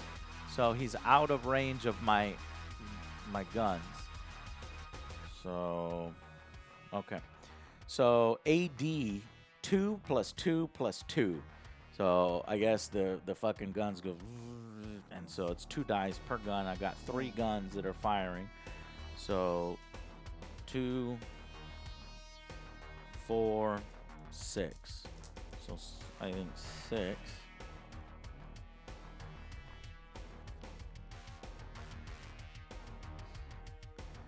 Each weapon system on a ship has a card, attack dice, AD. This is the number of D6 rolled every time the weapon system is fired. Every attack dice that results in a 4 or more, a hit has been scored. -1 for long range. So I need a 5s. I need 5s. Oh, bro, you were fast moving, weren't you? You moved more than 6 inches? I just go 6 inches. You just went 6 inches? Okay, well then I'm hitting you on 5s. My whole fleet went 7 inches. I didn't realize that would actually help me. Yeah, my flank speed's only 6 inches. Oh shit! So I'm gonna fuck you up on 4s. Here we go. Ready? Mogami against the USS Houston. Fire! Oh, good 3. effect. 3 fucking hits. Oof.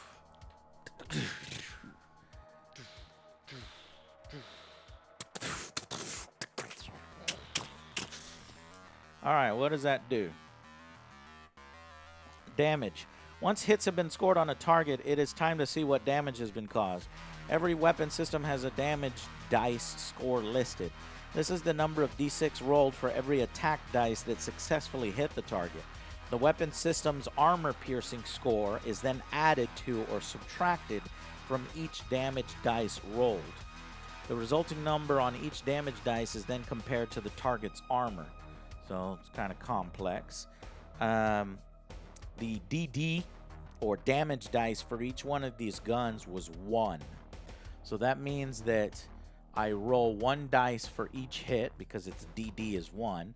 I guess extra big guns can, like, if you get 1 hit, it'll like do multiple damage dice, like in Warhammer. So I'm only rolling 4 dice, and we're gonna see what these do. My armor piercing on this, I have no armor piercing, so there's no modification to this roll.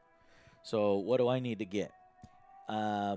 Each damage dice that rolls a natural 1 automatically deflects off the armor, no damage. Each damage dice that rolls a 6 has a potential for a critical. But what I'm trying to do is hit your armor. What's your armor value? 2+. What? This says 2+ armor. What does that mean? You have to roll. The resulting number on the damage dice is then compared to the target's armor score. For every damage dice that equal or exceeds the armor score, 1 point of damage is deducted from the target's hull. So that means your ship's armor sucks, yeah, right? It's only 2. My Mogami is 3+ armor. What's your armor of...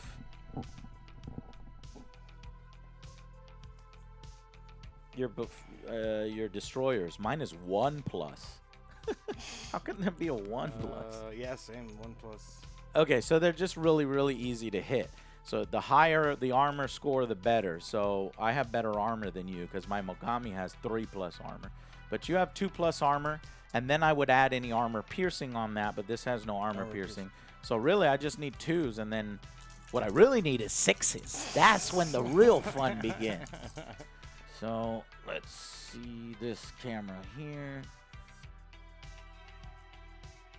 So the USS Houston has taken, what was it, 3 hits or 4 hits? I think it was 4 hits. Or 4.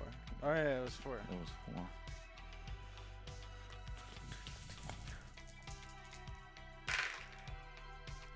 Oh, I rolled really shitty. So there's no 6s, though I was hoping for a 6. This one is immediately deflected. And then The resulting number on each damage dice is then compared to the target's armor. For every damage dice that equal or exceeds it. So I needed 2, so that's 3. So move the damage sliders on the ship card to reflect this. So that's only 3 hits. How many hits can that ship take? 9.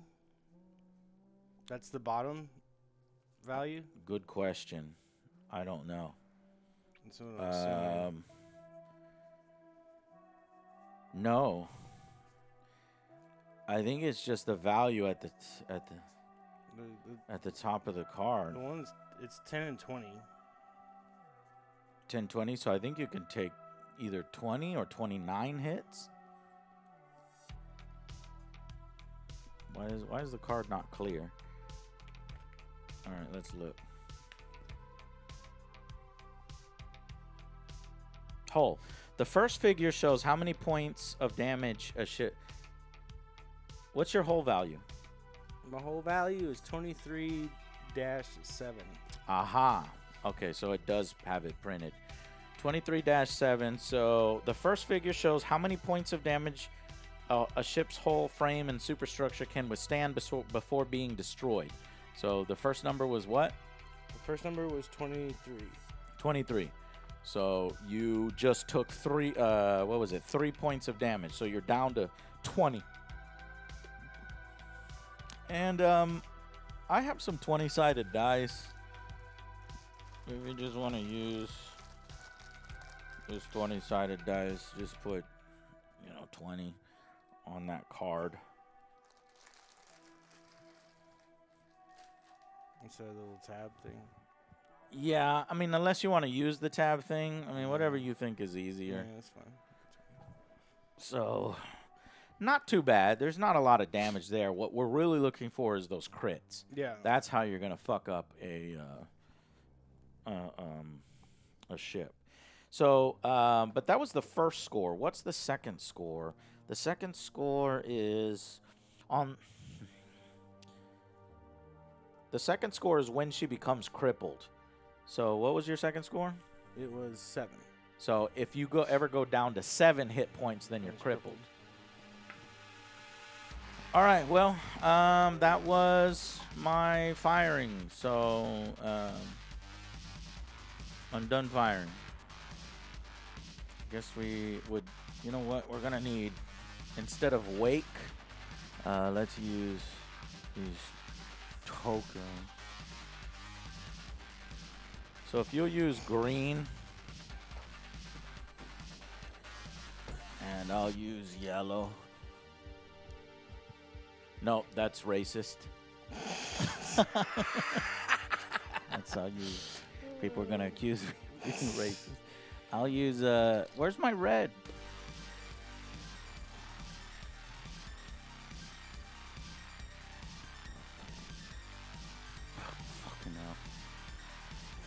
By the way, you can do damage control at the end step, so you can remove damage throughout the game. That's pretty cool. I like that because it makes it feel like they're big ships that are actually doing things. I'll use light green.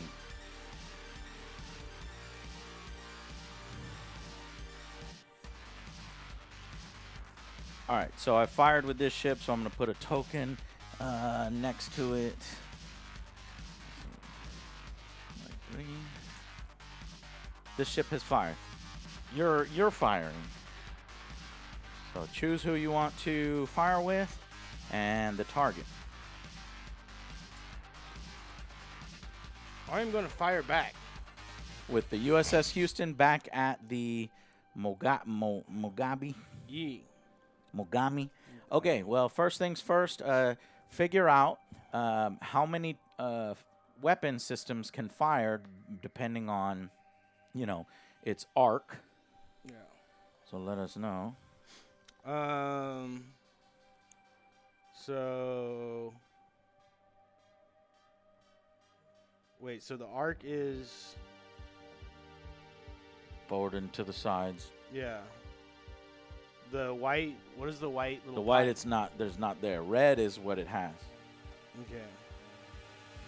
So for example, this can fire. You see how the red is filled in the front Yeah. and on the sides, and it's white in the back, meaning the A turret cannot fire in the rear arc. Okay. It can fire port, starboard, and it's called bow. Oh no, bow is rear. Oh wait, what is the front of the ship? No, that's the bow. What's the rear of the ship? So I can shoot The with poop deck? the poop deck. What is the fucking rear? I have A turret and B turret then, and then light gun, but 4, I think. No, aft. And the front of the ship is 4. Aft. So aft. So actually what we're talking about, aft arc, forward arc, port arc, starboard arc. The actual physical front of a ship is called, I think, the bow. so yeah, I'll be Yeah, so if I can long fire at range. you, you can fire at Yeah. me, and you're within what range? Long range? Long range. Okay. And then so turret A and turret B. Of And the then- ones that can fire? Yeah. Okay, go ahead. And what is the AD on turret A and turret B? The AD is 3 and 3. Holy shit. Okay, so you're firing 6 dice back at me. I have fired 6 dice at you, so you have just as much firepower as I do. But I had to fire 3 turrets to get that. You're only firing 2 turrets to get that.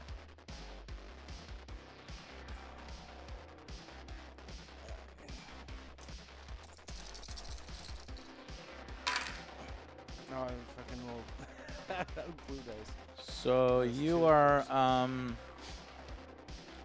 when we said 4s, right? And then it's -1 for long range, right? So then that would be so only 5s would hit. Oh my god, that's only 1. Yeah, Ew. 1 hit. Did I do long range on mine? Did I do the -1 to mine? Do you remember? I don't. I think I hit you with 6, or no, I didn't get any 6s. I think I only got 1 5, right? Well, you counted 4s. You definitely counted. Did I 4s. count 4s, Yeah. chat? I think I counted 4s. Does anybody in the chat Fuck, remember? they don't know. You know, I need a helpful button because this happens all the time. At least when we're learning games, Yeah. that first roll that we do, there was 1 4. So I did. So that's why. You remember when I put an extra 1 on you? That Yeah. was for the 4th one. So I hit you. I hit you 3 times legitimately, Okay. and you just hit me once legitimately. Okay. So go ahead and roll for that 1.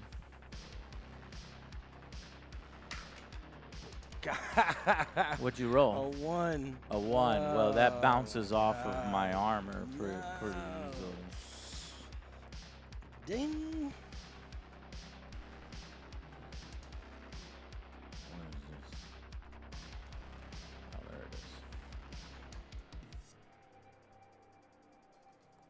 So my Mogami pointed, nothing happens. These are just purely for prettiness sake. They're little plumes coming up from the water. All right. Let's fire back then. So you know what actually needs to happen is all weapon systems on that one ship need to finish firing before we go to any other ship. So first, let me make sure that there's not anything left on this ship. So that was all stuff from my front arc, but I actually have an X turret and a Y turret that is port and starboard, like right here. So what I think I can actually do is we go extreme range 32, I can hit that little fucker way the fuck over there. Damn. Yeah, so, but that's extreme range, which I think need to hit on 6s. And so that's 2 and 4. So I have 4 dice firing at extreme range from the Mogami to one of your Fletchers on your flank, and no hits. Yeah. So see if you have Trish just splitting fire only secondary and anti-aircraft weapons may split their fire. Such weapons with multiple ADs are allowed to split their dice between different targets. I'm not splitting from a single gun. I'm using a different weapon system.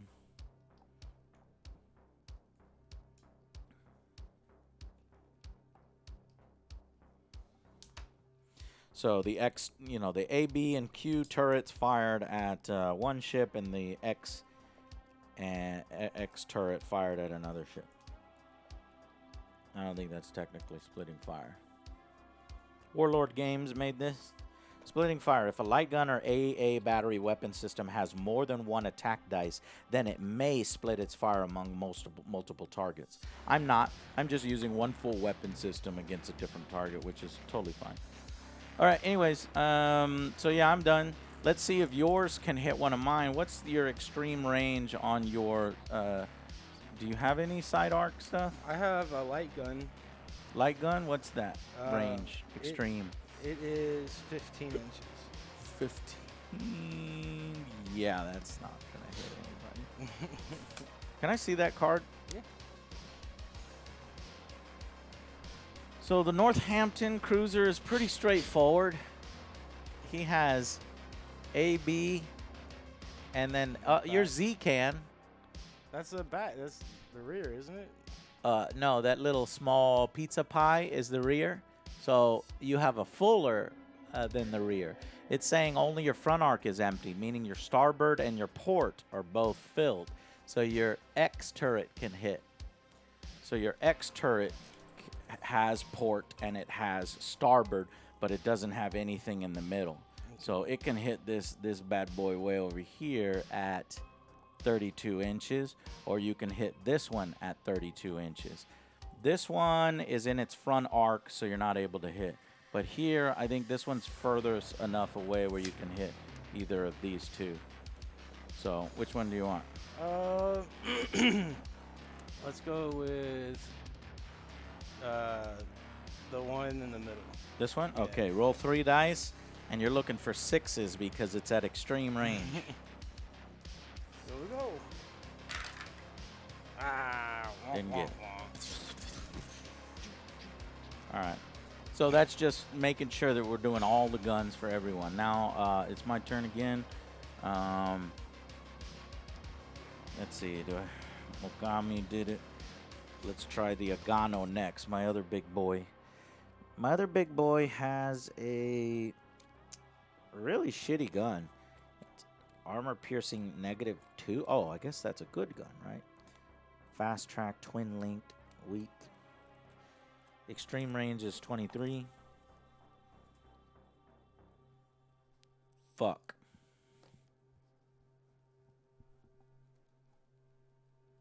Then I can't do it.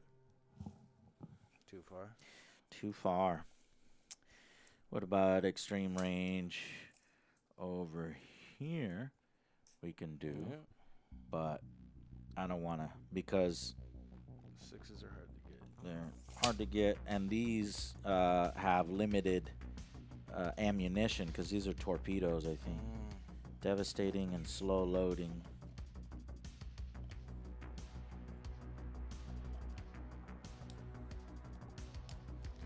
Yeah. So my Agano can't fire at anything. Let's see if my Fubukis can fire at anything. Light guns, extreme range 20. No. Actually, no. No. Literally just out. Not allowed to measure any. Pre-measure. 100% allowed to pre-measure. How would you know if you could fire? Interest time. That's page 3. You are allowed to pre-measure distances and ranges in Victory at Sea. Captains and admirals of the Second World War had quite sophisticated fire control systems, sometimes tied into radar or aided by observation aircraft. All distances in Victory at Sea are measured from the bridge of the ship's model. So, I don't know. Wait, now you're making me believe you're reading a different rule book, Tristan. All right, bro. None of my other ships can actually reach you, so I can't fire with anything else. Can any of your ships reach me? So you have 4 ship types, and I guarantee you your USS Yorktown aircraft carrier is not going to be able to reach me. Yeah, that's like. So you really only have 2 other ship types: your Fletchers and what's the name of your other fucking cruiser over there? The other cruiser is Indianapolis. Okay. See, I have a heavy cruiser and I have a light cruiser, aircraft carrier, and then 3 destroyers. What's your So Indianapolis? 24. What class is an Indianapolis? Is it a cruiser? It's a cruiser. Light, heavy? Just says cruiser. Just a straight up cruiser. Yeah. Okay. Just What about says- the USS Houston? Is it straight up cruiser? Yeah. Class cruiser. I have heavy cruiser and light cruiser, and you just have cruisers. Yeah, they just say class cruiser. Okay. That's it. So 24 inches.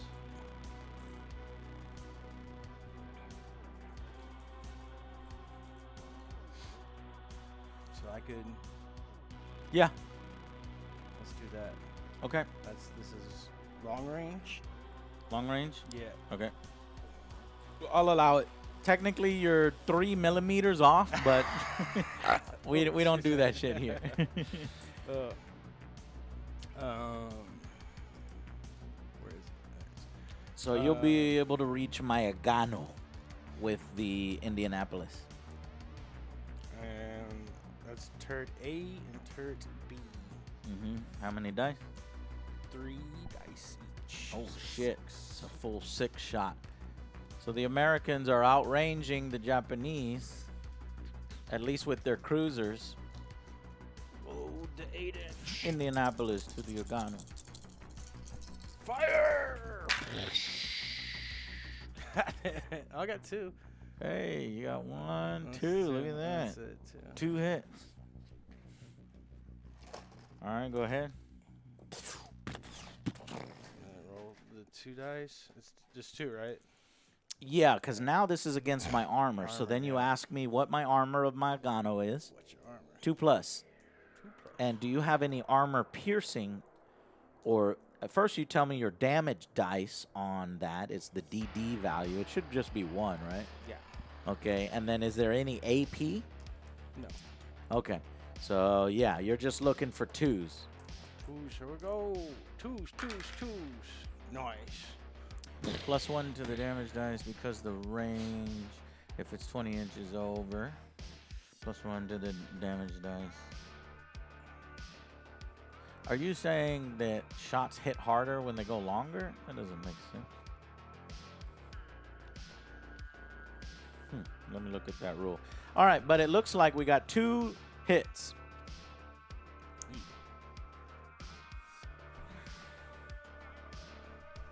Now, you know what?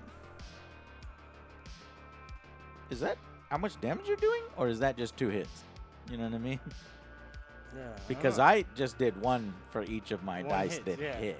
Yeah. 1 damage. But we need to figure that out. So splitting fire damage.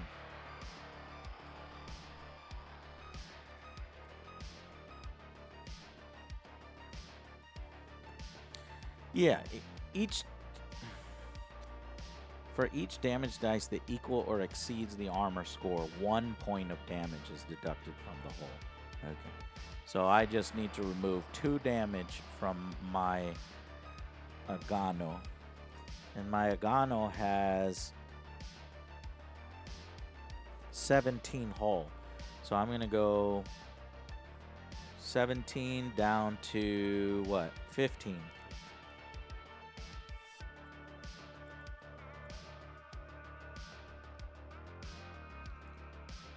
You got me, partner.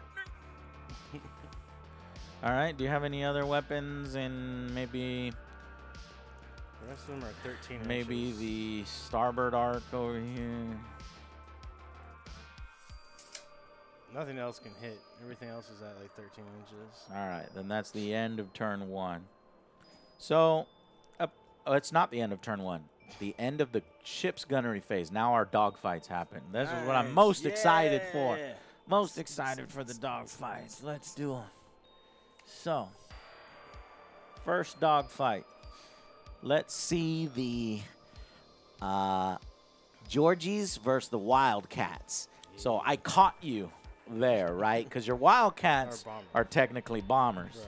Right. So when you do your Wildcat, or when you do the dogfighting, it's 1 dice for each fly. Move fights. 1 dice. So you're rolling 2 dice, and I'm rolling 2 dice.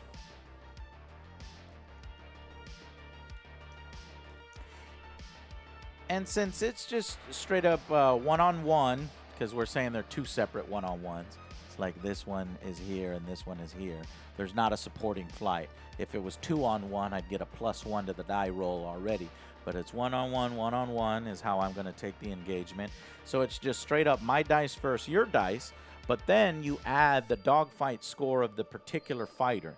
So my Georgies are really good. They're +4. Oh, damn. And your, what are those? Wildcats? Wildcats. And you chose the Wildcats to be bombers. They are +1. Wah, wah, wah. Dang. That's the 1941 version of the Wildcat. The 1940 version of the Wildcat is +0. So they must have upgraded the guns on it. I'll give you the upgrade. Right. So it's +4 versus +1. So unless I roll ones, I think I'm winning this. Yeah, so I got 9 and 7, and you got 5 and 5. So those fighters tore up those. Dang. Yeah, you do not want to have bombers get caught by fighters. So let's go with a more fair battle. This one is more fair. These are your best fighters versus my best fighters. Nice. Nice.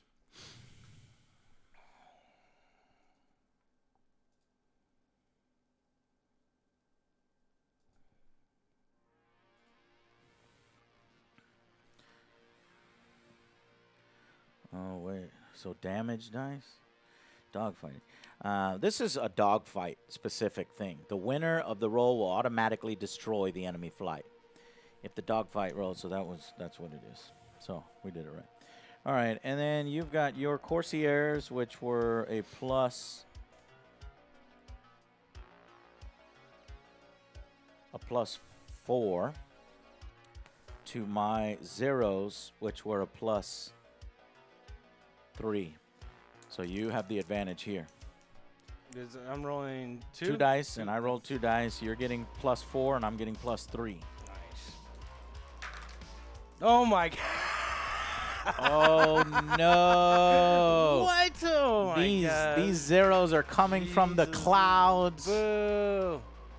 Oh, my God.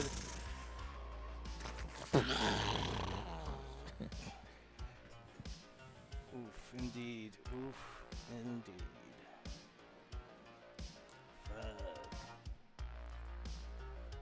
So just to double check the dogfighting again, we've got the section on dogfighting right here. And then it says, the winner of this roll will automatically destroy the enemy flight, but not any supporting flights if it's a draw. So add +1 to this die roll for any supporting flights. Every flight in contact with an enemy must engage in dogfighting. Both players roll a d6. Now, what you're probably looking at is the damage dice stuff. That's when fighters are attacking ships and other things. Then you would apply the damage dice and apply 1 damage, etc., etc. So, yeah, I ripped up your left flank there. But it's not over. You've got another chance to win. These Zeros are fighting another group of Hellcats. Nice. So Hellcats are your fighters. So this is fighter on fighter action here. Hellcats +3. Zeros +3. Just a straight up roll then. Your roll versus my roll. Here we go. Right, here we go. All right, you got 1 good one, 1 bad one. Yeah. Let's see. I got 1 good one, 1 bad one. So 1 and 1. Yeah, but you know what we should be doing is we should really just be like go it separate, because does my 6 match up with your 5, or does my 6 right, match just up with it? one It dice doesn't at a really time, matter. yeah. Let's do 1 and 1.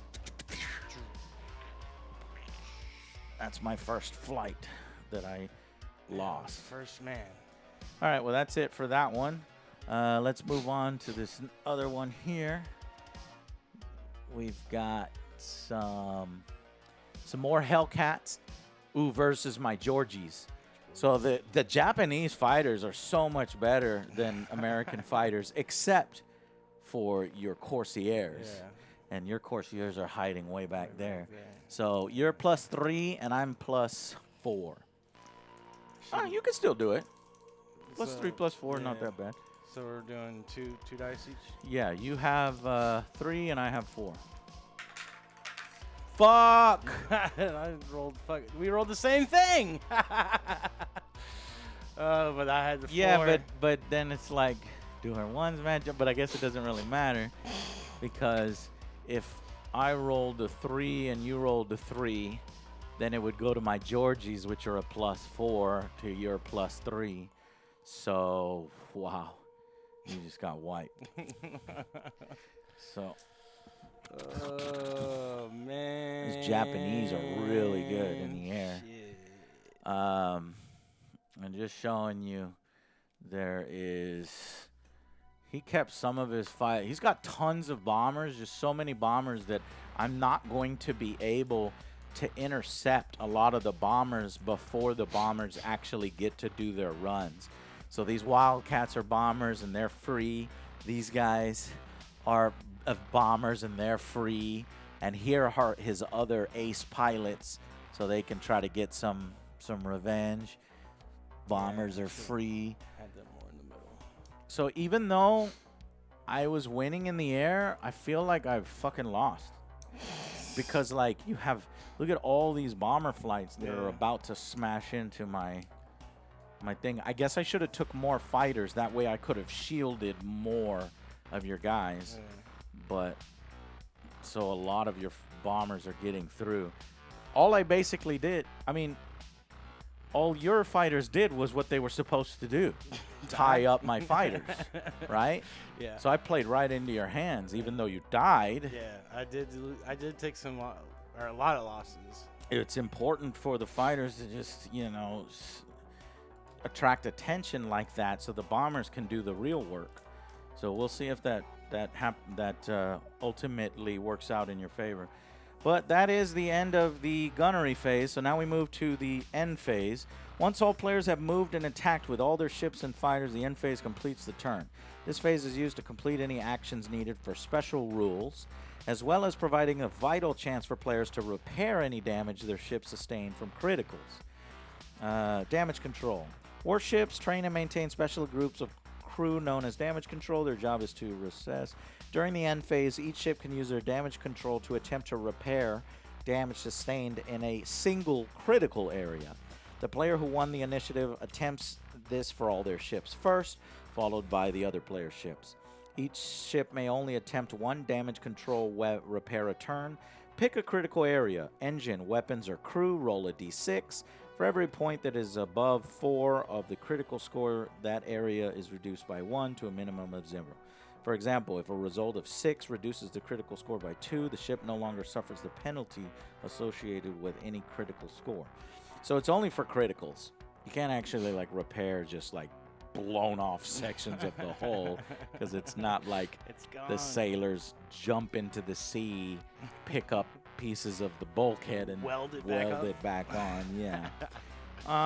So all right, that makes sense. Well, none of us sustained any critical damage, so we skip right past the end phase, and then we check victory conditions. That's still not a thing. It's just turn 1, and we will then move on to turn 2. Now is the all-important initiative roll, which is a D10. It's so weird. I don't know why they chose a D10, right? We have D6s everywhere else. Yeah. Why add a cost of D10? Fuck! Goddamn 3. What'd you get? 1? Oh, damn, I didn't think I could do worse. Uh-oh. Well, that's good for you because we're about to get stuck in, and you have the initiative when we're getting stuck in. Yes, so pull off that green bead because you haven't gone yet.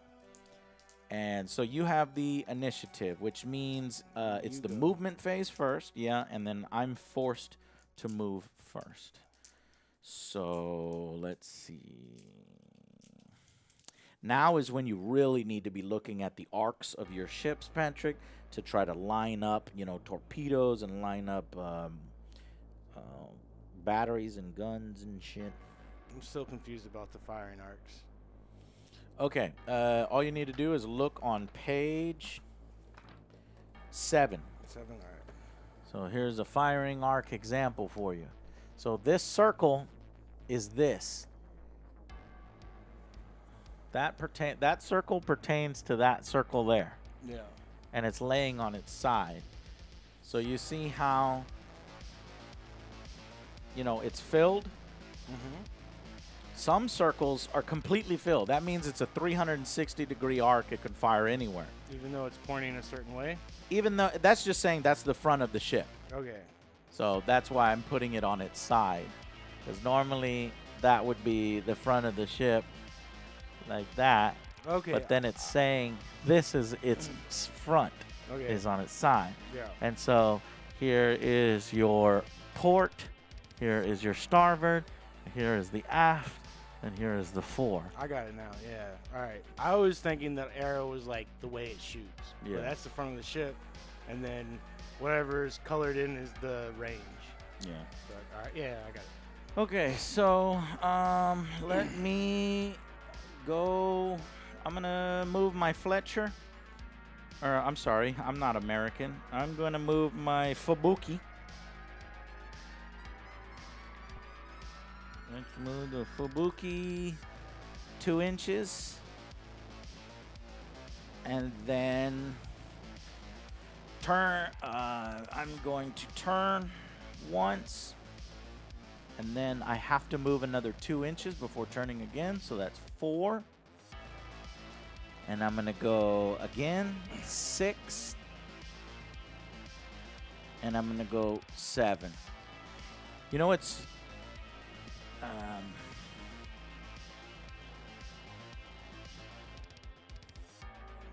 all right. You move.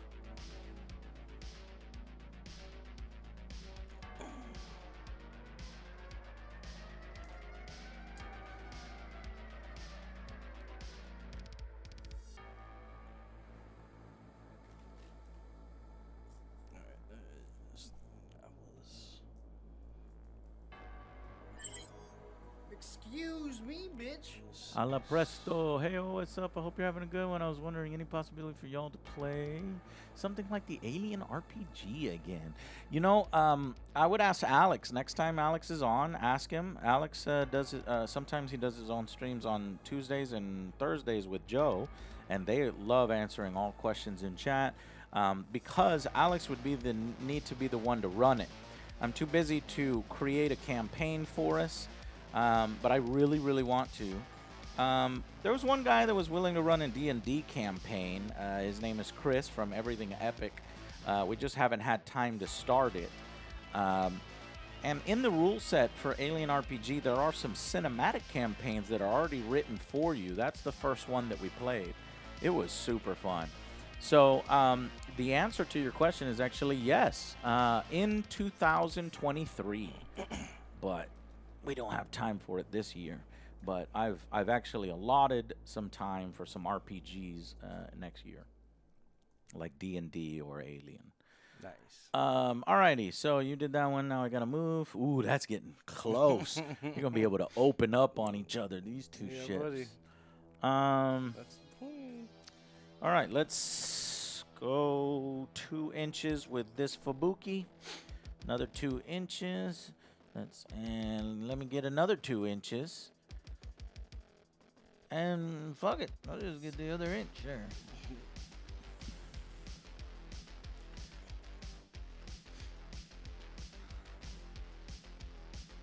They're in a nice little line.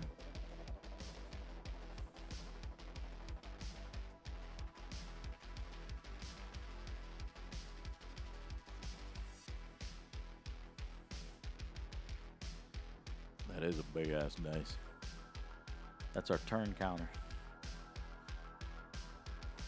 So I'm gonna move him this way. Oh shit, God-Eye, I missed you. Are you still in chat? God-Eye, 100 biddies. Oh damn, Victory. See, I used to watch all these old documentaries on VHS with my dad all the time. God, you're so fucking cool, man. You lived over here. That's fucking sweet. Yeah, I did too, man. It's shit. I didn't have them on VHS. I just watched them on the History Channel.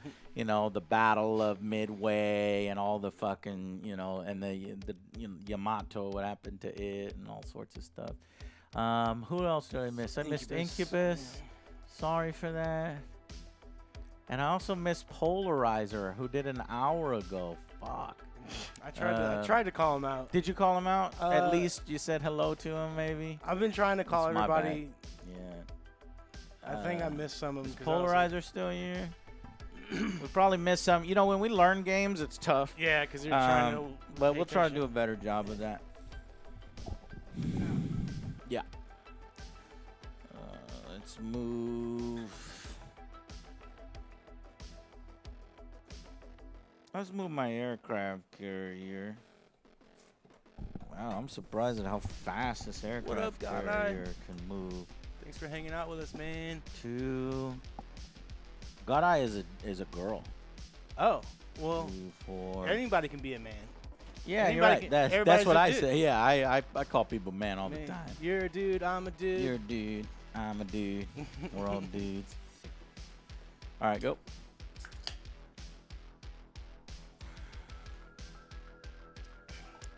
Thanks, Sarb. All right.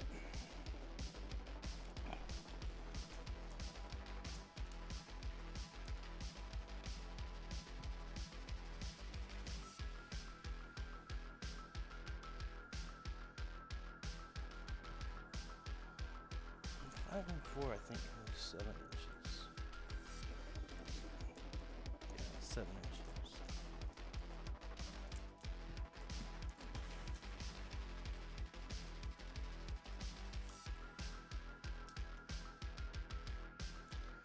Can I turn them? How do I? Yeah. So once they go forward at least 2 inches, then they can do the 45-degree turn. You know how to do it? Yeah, but I don't know if I want to go 45 degrees. You don't have to go the full 45. You can go shorter. For example, if that was that, then you could turn him anywhere within this gray. Like, yeah, that. All right.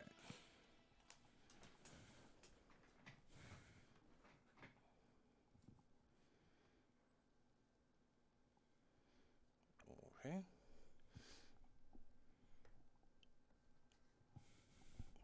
Cool. All right, let's clear the damage. Or clear the visual damage. All right, we got to set this ship up pretty nicely. I can go to 7.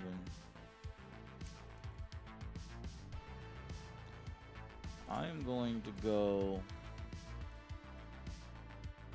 the full 7.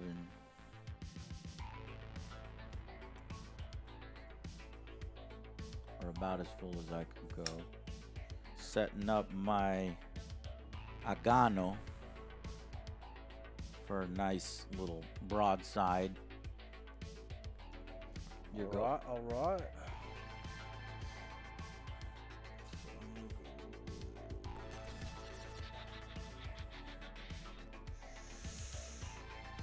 Yorktown, okay.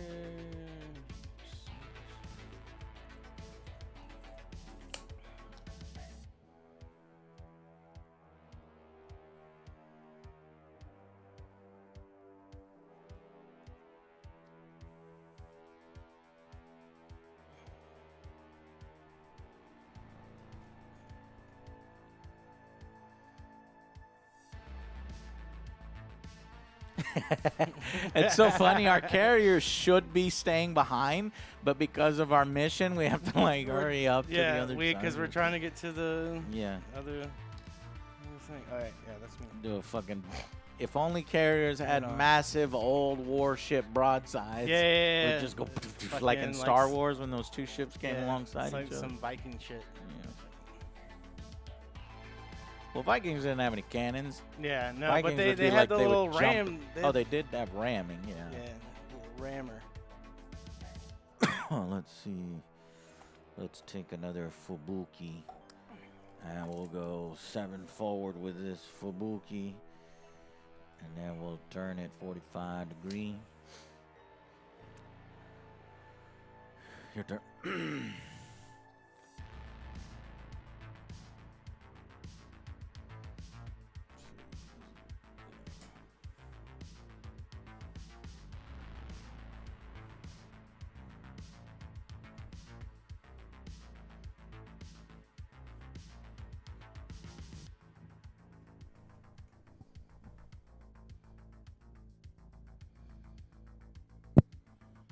You stupid American!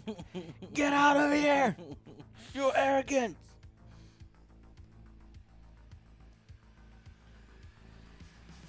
Japanese fighter superior. Up until the late war, and then Americans fighter superior.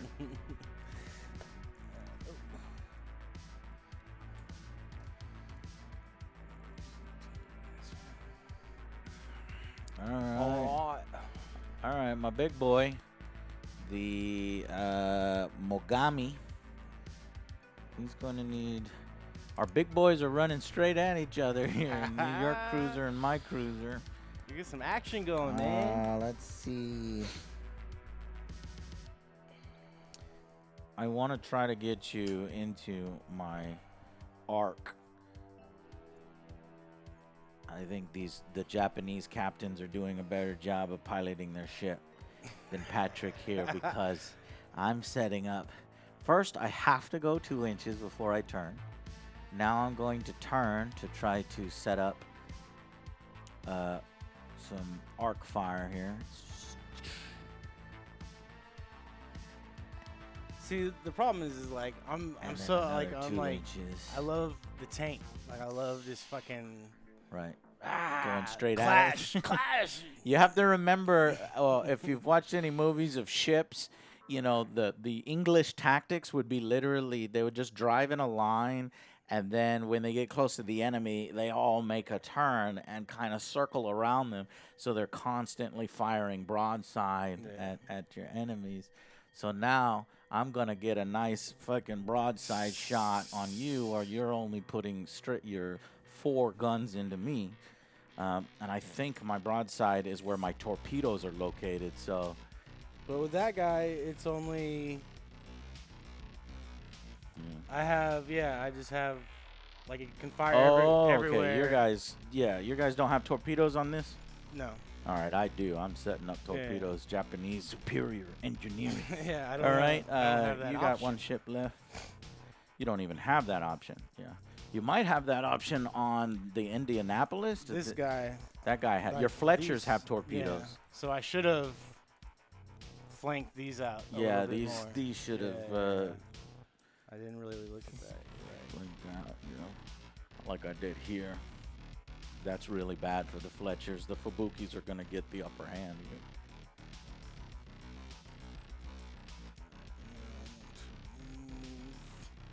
United States Navy did not equip cruisers with torpedoes. How'd you know that?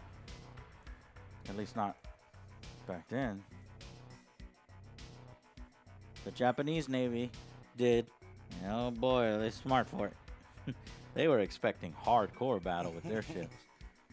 Only destroyers.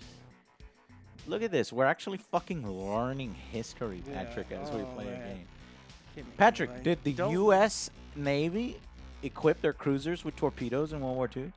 No, only the destroyers. Yeah. At least in general, right? I'm sure there was a few exceptions where they tried it out, et cetera, et cetera. History. All right, FT so dubs. that was the end of the ship movement phase, but you won initiative on this turn. Yeet. So guess what? all of your bombers can come crashing into my ships. This is where I might lose. Like, I think I set everything up perfectly, and I'm going to fuck your ships up. But that's if they can survive this, what's about to happen to them, which is all these bombers coming in. But the thing is, you pretty much took out my whole this side. Yeah, the left flank I fucked up pretty bad. So it's only these guys that are moving. So In fact, these are all Japanese fighters on this left flank. I'm pretty sure until here. Yeah, Like you've got one Hellcat, which is a fighter, and these are bombers. So you might want to take that fighter I'm gonna do and hit that fighter or that bomber right there, because these are my big bombers. These are bad boys right here. All right. I'm gonna take the Avengers.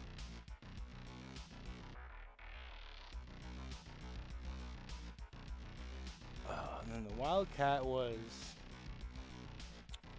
Yeah, Wildcat. So your Wildcats were bombers. Bombers, yeah. So those can slam into that as well. Oh shit, these fucking Ibukis, these Fubukis are about to get blown the fuck up. And then can my Avenger go right? Yeah. A bomber. And then. Yes, we got Avengers, Wildcats, Avengers. And then I want to go. And then some more dogfights. Corsairs versus what? Georgies? My best versus your best.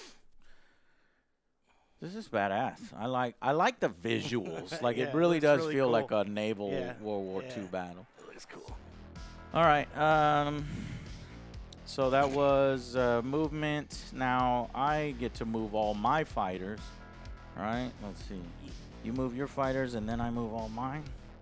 So actually, I can still tie up. Oh. Thanks for the biddies, God eye. God, what'd she say? He said, let's see. Cheer 100. Speaking of the Pacific Theater, Joe, did you ever watch the Final Countdown 1980? Awesome time traveling movie about the modern battleship going backward or back to the day before the Japanese attacked Pearl Harbor. One of my faves. No, the Final Countdown? That sounds like really fucking fascinating. Did you already get It's Alden? like a sci-fi? Alden 1050? Since it's time travel? It's amazing. So, this may not be as awesome as you were hoping for. Oh, shit. Because you moved all yours first, right? And then I move all mine next. The problem is the dogfights happen right away. So the very first thing that happens is these dogfights. And then, but I still have all of these fighters free on my left flank. And you know rampant. how fast the fighters are. They can stop your bombers. So, yeah, bro. If that's the game, if that's the way the game really works, then I just shielded all my shit. You can just fly to them. Right. Yeah. Well, it depends on how fast my shit is. So let's see how fast are these Zeros, Georgies, Vals. They're Georges, but I'm just going to call them Georges. 26. Zeros are 25 to 20. Yeah. All right, we're going to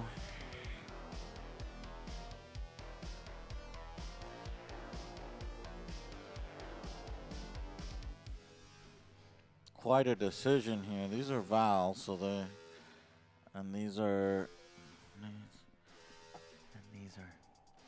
Georgie, so these can intercept. And these zeros, Yeah. Okay, so I'm going to have these Zeros intercept these guys and start a dogfight. And we're gonna countermeasures. Yeah. And we're gonna fly this guy over here. Let's ensure that these bombers don't die by putting 2 squads of Zeros over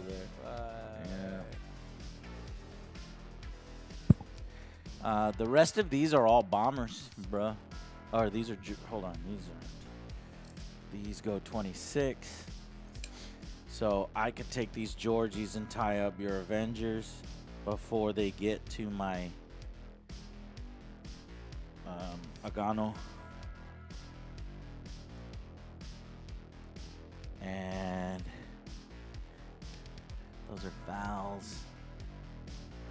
Oh, okay. Well, it's not. I can't do it to everything. So these two ships are gonna fucking die. But I think because we did this really nice even spread of fighters and bombers, and I completely decimated your left flank, we forgot that like you are fucked now. Yeah. And I don't care about this little tiny ship, so I'm gonna put all of my fighters and bombers, my Vals and my Kates on that big boy there. And then these two, let's make a run on your aircraft carrier. And then these are Vals. Let's make a run on your other big ship over here. All right. Well. Okay, let's. Well, it comes down to the rolls, baby. So let's do the dogfights first. So we've got the dogfight above the USS Indianapolis.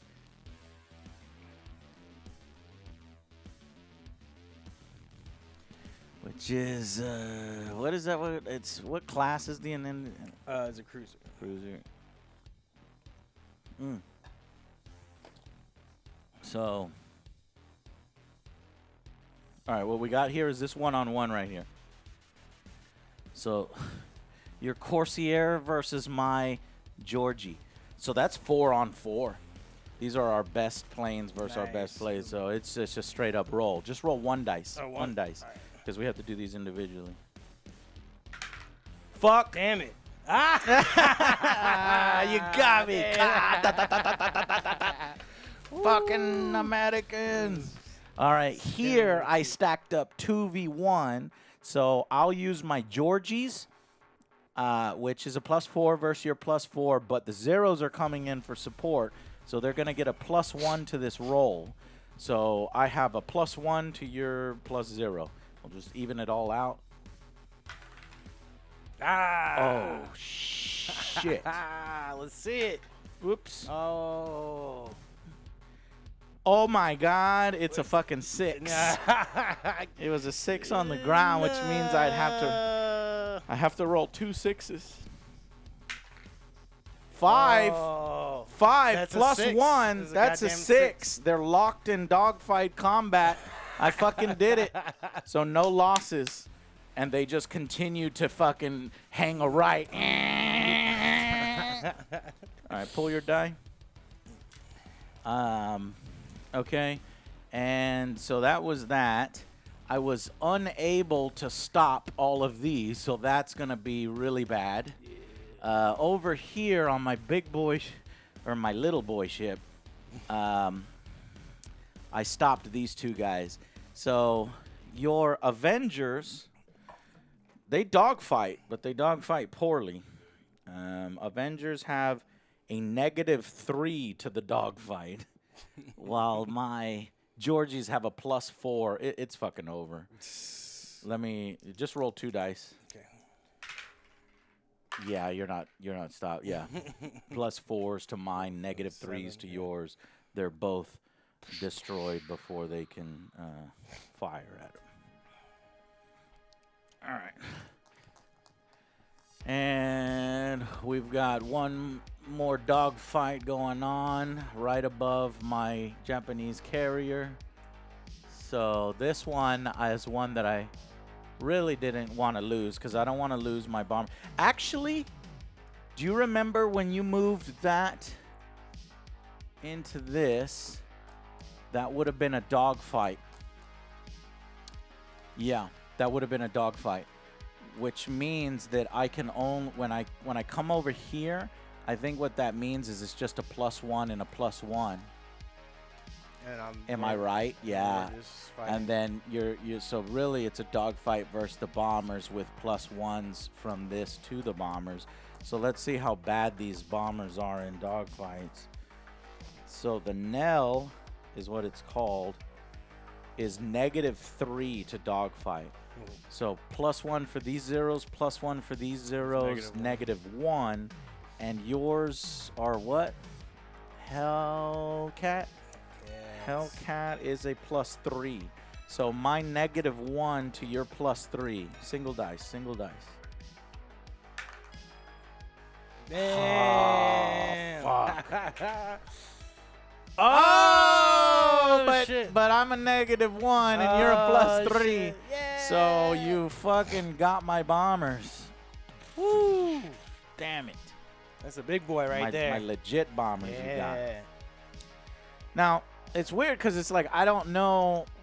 I'm wondering if that's actually how it interacts, right? Dogfighting. Once a flight moves into base-to-base contact, they're considered to be dogfighting. And you moved yours into base-to-base contact before. Only fighters may move into other flights this way. Other types of aircraft may defend themselves in a dogfight, but they cannot initiate one. Fighters are free to move into base contact with more than one enemy flight if they're close enough. Once a flight is engaged in a dogfight, it may not make further moves in that turn the contact was made. Every flight in contact with an enemy flight must engage in dogfighting at the end of the gunnery phase. Both players roll 1d6 and add their flight. So we're doing these a little too early, right? Because it's supposed to be at the end of the gunnery phase. Yeah. Add +1 to this dice roll.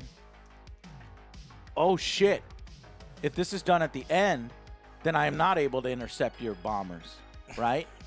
Yeah. Okay, we have to hit reverse. Oh, shit. Wow. Yeah. Add +1 to this dice roll for each supporting flight, that is, other allied flights you have in base contact with your dogfighting flight, but that are not themselves in contact with enemy flights. A flight may support any number of dogfights in this manner, but a flight supporting a dogfight may never initiate a dogfight itself. Other than this, it's up to the player how to arrange their dogfight. Yeah, I think we did it wrong. Okay, We were supposed to have the ships go first? we're gonna do the best that we can to hit the reverse button on this, just so that we know. Okay, so we know all these are fucked up. You had 2 Avengers here that were at like -3 to their roll.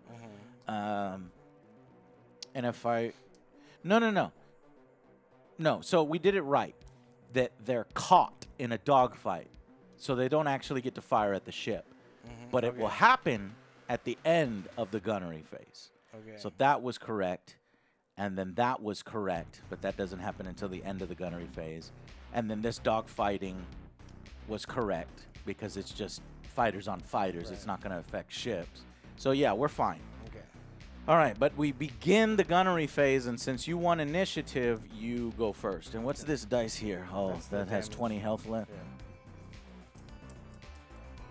Okay. I'm going to start with... All right, clear the markers so that we can use these for firing.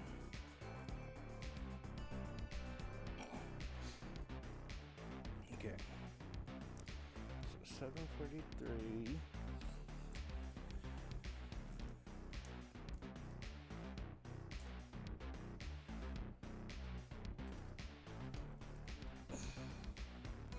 Oh my god, you have to be so close.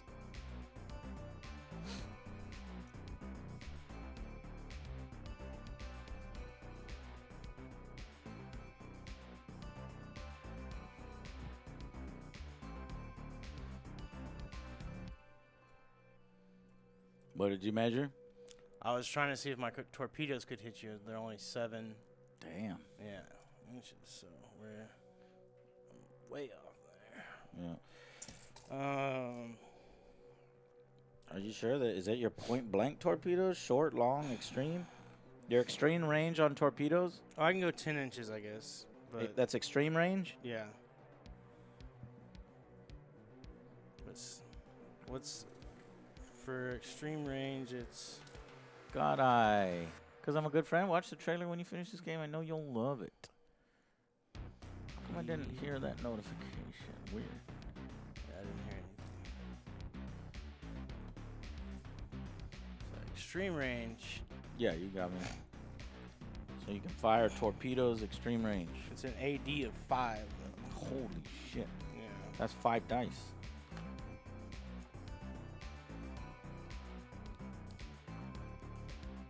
And DD is 3. So each torpedo does 3 dice worth of damage. I have to hit. Each attack dice listed for a given torpedo weapon system represents a single torpedo.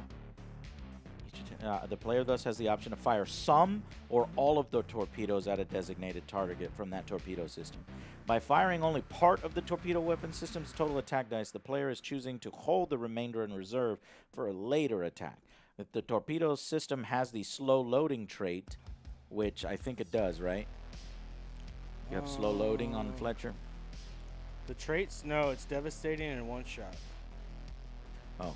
A torpedo cannot be reloaded into a partially empty rack if that specific weapon system fires additional torpedoes during that round. While each specific torpedo weapon system cannot split its torpedoes between multiple targets, ships is equipped with more than one torpedo weapon system. Each system may direct it into a separate. Okay, that's fine. Weapon system, torpedo, designed to attack below the water line. Yeah, you can do it. You can fire all 5 torpedoes or save more torpedoes until you get closer range. What do you want to do? So we're looking at this Fletcher versus this. So I think I'm going to save my torpedoes and do light guns. Okay. Because what do I have to roll for a torpedo to hit? I would have to roll... Well, -2 if the weapon system is a torpedo. And then plus you're firing it at long range, right? Extreme. You're firing it at extreme range. That's another -2. Oh, So man, you're at a yeah. -4 at that range with the Okay. torpedo. It's hard as fuck to line that shot up. I'm going to do light gun, Light guns. and that's 13 inches. And I think your light guns is 360 degree, right? Yeah. Yeah, so I'm How many? definitely make that. Yeah, well, what range band is it? That is It's within... long. Let me see. Long. 9 inches is Nah, you missed 9 inch. okay. Actually, it's another one of those millimeter things. I fucking hate that. We'll say, fuck it. We'll say short inch. Short. If it's short for me, it's short. If it's short for you, it's short for me. So All right, fuck yeah, it. yeah, I'm done with that. Okay. So short range, which means there's going to be no negatives to your roll. So how many AD? AD is for the light guns. It is 3, Okay. and then Any armor piercing? armor piercing is -2. All right, roll 3 dice. Fletcher firing into the Fubuki. Damn, that's a horrible roll. What God, the fuck? fuck me. God damn it. So yeah, you needed Nothing. 4s. Yeah. Fuck. God damn. Just a bunch of fucking Alright. machine guns going off, and nothing there. That was that. Can I see the Fletcher fucking? Here, don't hold. I'll find a Fletcher. Here's a Fletcher. Okay. So on the Fletcher, we got light guns. Yeah, an AA battery. That's for aircraft that is in range. And then these are the torpedoes. Are you kidding me? The range is terrible on these Fletchers. Yeah. So that's 2 inch, 5 inch, 7 inch, 10 inch. You really need to get these Fletchers right up on the enemy. But if you do, their traits are even insane. 5 dice at 3 damage dice each. You're looking at like potentially 15 hits. And then who knows what devastating is. So you need to just drive, like you said, the Viking ways. Drive them straight in and then turn at the last minute. Boom. And then dump Hands torpedoes. away. Right. All right. Well, that was your first firing, right? Yeah. Okay.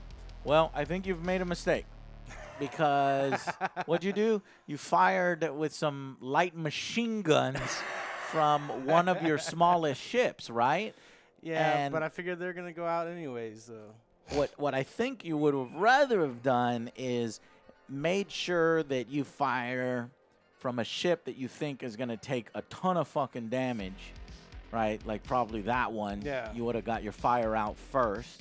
I was thinking about that. But you know what?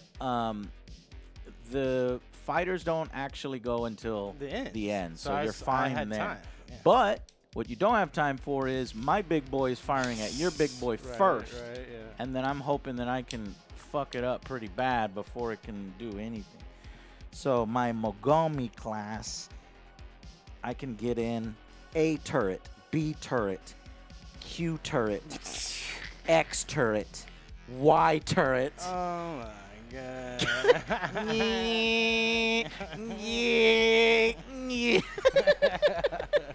Look at damn this. it. Look at this shit. So How many fucking guns do you we're have looking, on there? we're looking Jesus for Christ, the man. for the starboard, right? A turret, B turret, Oh Q my turret, God. X turret can do it, Y turret can do it. So that's 2, 4, 6, OP. 8. OP. 8 dice on this. OP. And that, let's see the range. The range is, this Short. is going to be devastating. The range is short range. Ah. Fuck. Yep.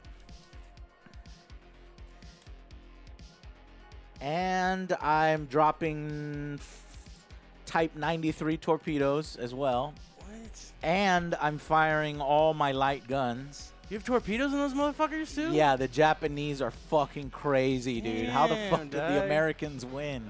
OP. That is OP. crazy. So look, I'm dropping every single weapon system on you. Except for my AA battery. So we'll start with the 2, 4, 6, 8, 10 fucking dice. Fuck, man. What the hell? This is gonna be crazy. Jesus You're making my Christ. Saturday, Patrick. Thank you. Oh, my son.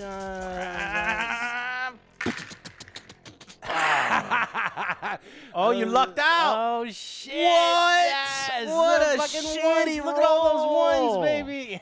And I need 4s, Patrick.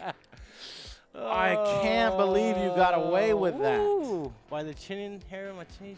You got a what? And The fuck? So only 3 hits. And armor. and then what's the armor on that? Was 2, right? that's the Houston. Yeah. Yeah, it's 2. So only 3 hits.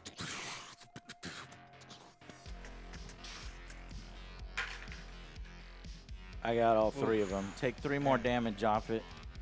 So what's it at now? So 20 into 17. No, so you It was What at was 20, Mhm. and now it's 17. 17. Okay. All right. Well, that was just the turrets. Now let's do the light guns. Light guns. Dude. 6 dice. Light guns. At long range or extreme range? Long range. Long range, -1. I need 5s. Machine guns go. 2. 2 hits.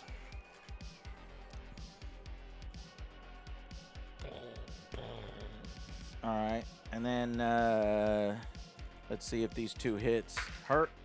They do. So I'm down to 15. 15. All right. Here's where you're in Uh-oh, trouble. Because torpedoes. most in naval combat, most of the shit is going to happen via torpedoes. And if we look here, we have 2 banks of starboard torpedoes. So I'll use both banks, 3 dice each, and then 3 damage dice each. So we're looking at 6 dice with devastating. So 6 dice. Here we go. Torpedoes in the water. Oh, fucking 3 And sixes. it depends at what range this was. Short range was 17-inch. We're within short range, so no negative, so 4s. What? So I got 3 hits. Now, these are How torpedoes, much is so hurt? that's 3 for the first hit, 3 for the second hit, and 3 for the third hit. So all this damage dice coming in now. And we need 2s. 2s? Oh my god, that's a lot of hits. So that's 6 more hits. Fuck, that's 9. Down to 9.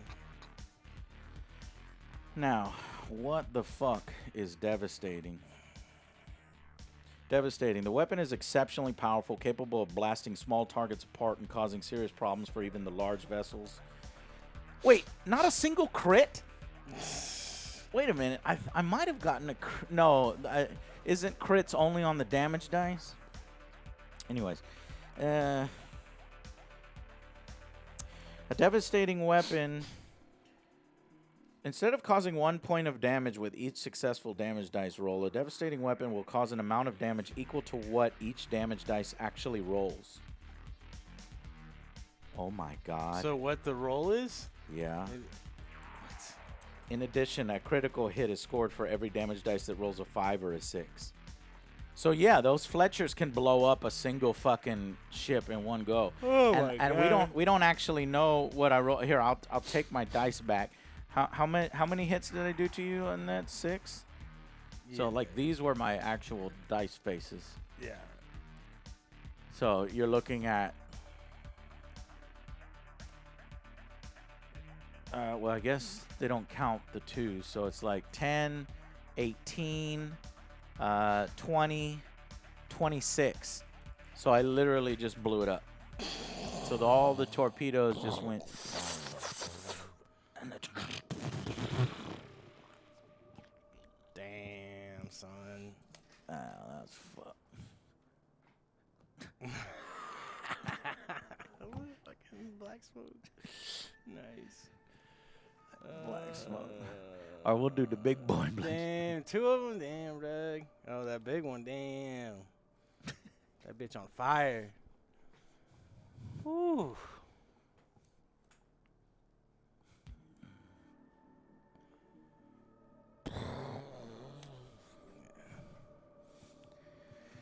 Yep. That motherfucker's dead. This might be it. I mean, we might. All right. So that's why you needed to fire with that guy first, Patrick.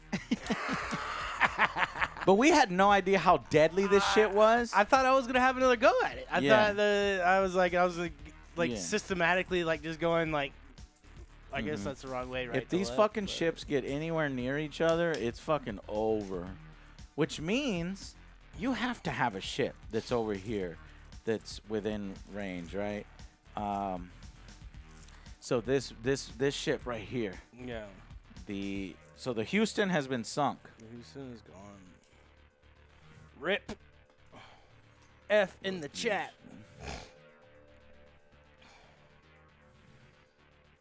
So now that's the Indianapolis, I believe. Yeah. So see if can you get some torpedoes in the water from the Indianapolis at anything? I don't have torpedoes on my cruisers. Fucking U.S. Yeah. Do not get close to the Japanese. But I can shoot my A turret and B turret. Mm-hmm.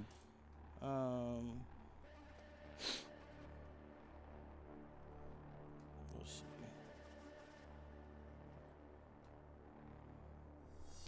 And X turret. How far away is that?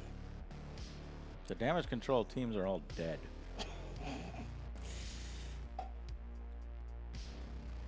So 16 inches.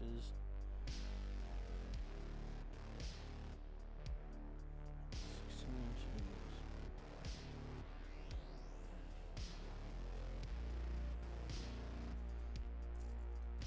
What's close range? 8 inches. I don't think I'm 8 inches away. No. All right, so it'll be short distance. Mm-hmm.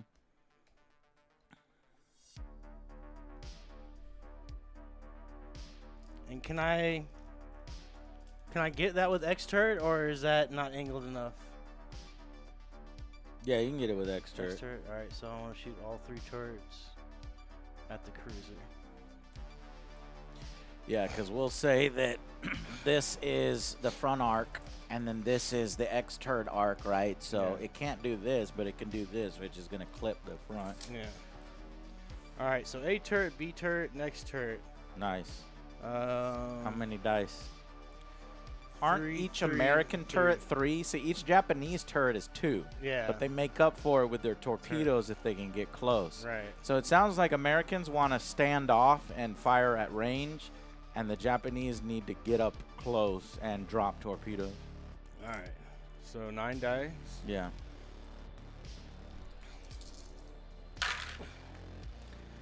Oh, shit. Damn. All right. And it's at short range, so even that 4 hits. So really, you got 1, 2, 3, 4, 5, Nice. 6, 7. 7 hits. And don't remove any, because are the 6s criticals, or is that only on damage? So there's 7 hits. Yeah, it's only on the damage dice. So 7 hits. So grab 7 dice and roll again. My armor on my carrier, wow, carrier has good armor, 3 plus. Okay. So you're gonna need 3s. Now, are there any traits on your guns, like devastating or something? No. Okay.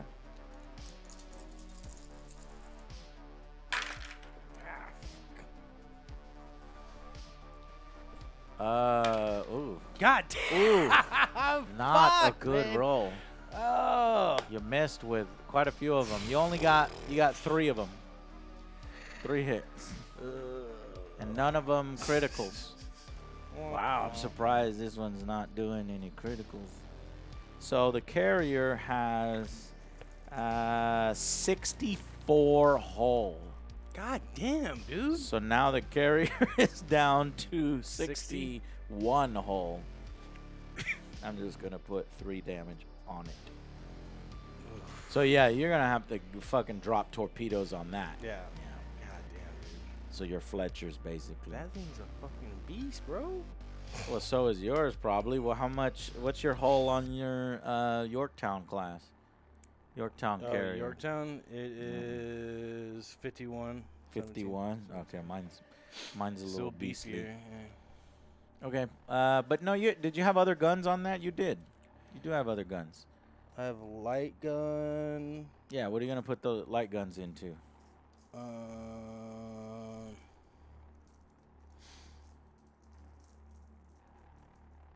Got this guy, these 2. Yeah, let me go light guns on this guy.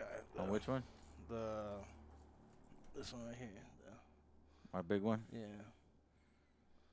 Organo. That's 16 inches? Yeah. Yeah. Is that long range? Short range, 16 inches. Okay, On the go ahead. cruiser. 4s. I'm throwing 3 dice. 3 dice? 380. Alright, let's see if I can do a little bit of damage. 2 hits. 2 hits. Roll again. You need 3s? Or no, you need 2s. Come on, 2s. Wow, God Patrick. damn. Dude, my rolls are fucking shit today, man. Yeah. So this one had already taken hits in the past. It had 15 health left. It goes down to 14 health. But we pretty much shrug it off. One sailor who was eating some food, a round went straight through and hit him in the leg. The fuck happened? Okay, but you got some more. So there is AA guns, right? Yeah. With the local 1 as a trait. I don't know what that means. Shooting down aircraft. AA guns. Most ships have defense against. If enemy flights are in range, what's the range of the AA? Doesn't give a range. It's all dashes. Local 1. That means I don't have one. No, I think maybe local 1 may be the range. Let me look up local 1. Most AA batteries are mounted on ships and have very short ranges, only capable of protecting their own vessel. This weapon may roll an additional number of attack die equal to the local score, but these may only be used against flights in contact with the ship. In addition, these attack dice may only be rolled against any and all flights that physically move over the ship in the movement phase. These attacks are performed immediately. So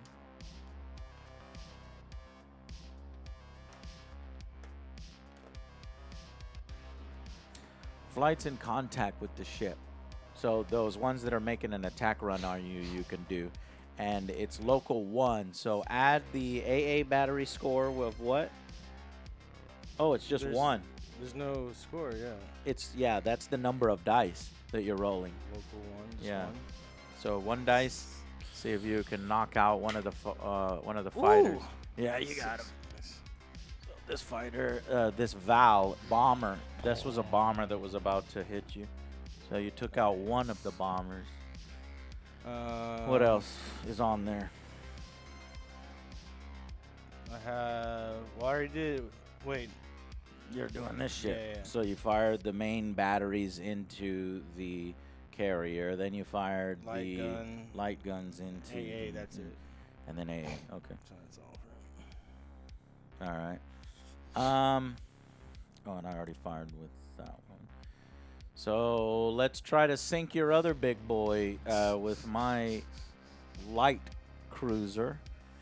Light cruiser, I can get you with A turret, B turret, X turret, but that's only 3 dice because this guy's small.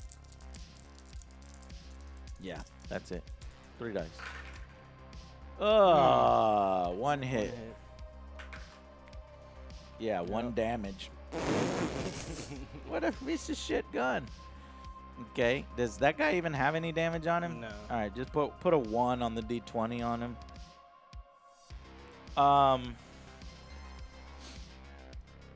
But I'm dropping torpedoes.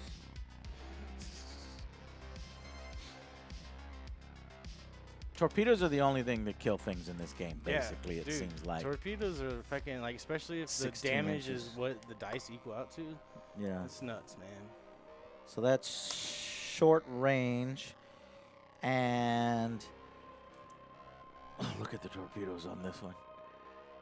So I got Type 93 and Type 93. So I could do 2 banks of torpedoes. So that's 4 dice each. That's 8 dice with 3 damage on each hit. That ship is probably going to be sunk. Dropping torpedoes. Where's my laser point? I want to show you. From that ship to that ship. This was short range, so it needed 4s. I only hit 4 times. So 4 hits. 4 times 3 is what? 12 dice? Yeah, because remember, each dice is 3 dice, damage dice, 3 damage dice. So 12 that's dice, and then 12 dice, and then each. each of the dice you do the damage of. Right. I think it's sunk. I think the game is over, basically. Oh my god. Oh my The god. the one is gone. The ones are gone. Then because it was is it as devastating? Let's check. It is devastating. Oh my god. Devastating. Call of Duty time, y'all. It's Call of Duty time, I think. So God we've damn it. got. So let's actually see how much damage it is because look, That's crazy. because remember, devastating man. is 5s and 6s for criticals, right? Oh so my you actually have 5 critical hits plus all the damage on the numbers, which is 5, 10, or 5, 10, 15, 20, 26, 30, 38, and 39, 40, 41, 44 damage with 5 criticals. Torpedoes. Dude, torpedoes OP, bro. It is. Damn. And you know what's crazy is that you don't even have to line up the torpedo shot. Yeah. So what if the torpedoes are going to be this fucking amazing, then what you actually have to do is have torpedo counters, which my favorite game of this type is called Battlefleet Gothic. It's Warhammer 40K with space battles, but it's basically naval battles in space. Yeah. And the torpedoes have a little template, and so they travel, right? And then so like you have to line up the shot, and then you can quickly burn retros to like prevent torpedoes. It's so fun, right? Yeah. But this one is just automatic, Yeah. which I don't Yeah. like. So yeah, 44 something hits of damage with a bunch of criticals. So that ship is sunk, and that is gonna be it.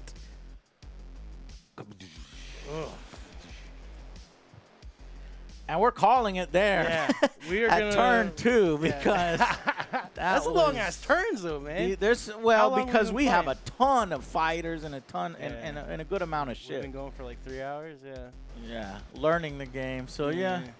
Well, that's Victory at Sea. I like it, but I think Battlefleet Gothic is a better system. Okay. You Yeah. know? Yeah. It's just more fun to like try to maneuver around the torpedoes. It's like if it's gonna be that devastating, then it needs to be earned. Right. You know. It has to. Yeah. It has to be a little bit more complicated than Right. just throwing. And to dice. hit you with torpedoes, all I gotta roll are 4s. Yeah. And then that thing is going to go. Now, it's period appropriate, right? Yeah. Because in World War II, if you get hit by a torpedo, you're fucking, fucked. yeah, you're just going down. Yeah, so I get it. And it definitely does simulate World War II combat well. So, thought it was fun. All right. It's cool. All right, We're guys. going to set up some Call of Duty. Call of Duters. We will see y'all in a few minutes. All right. Bye, guys. See you in a little bit.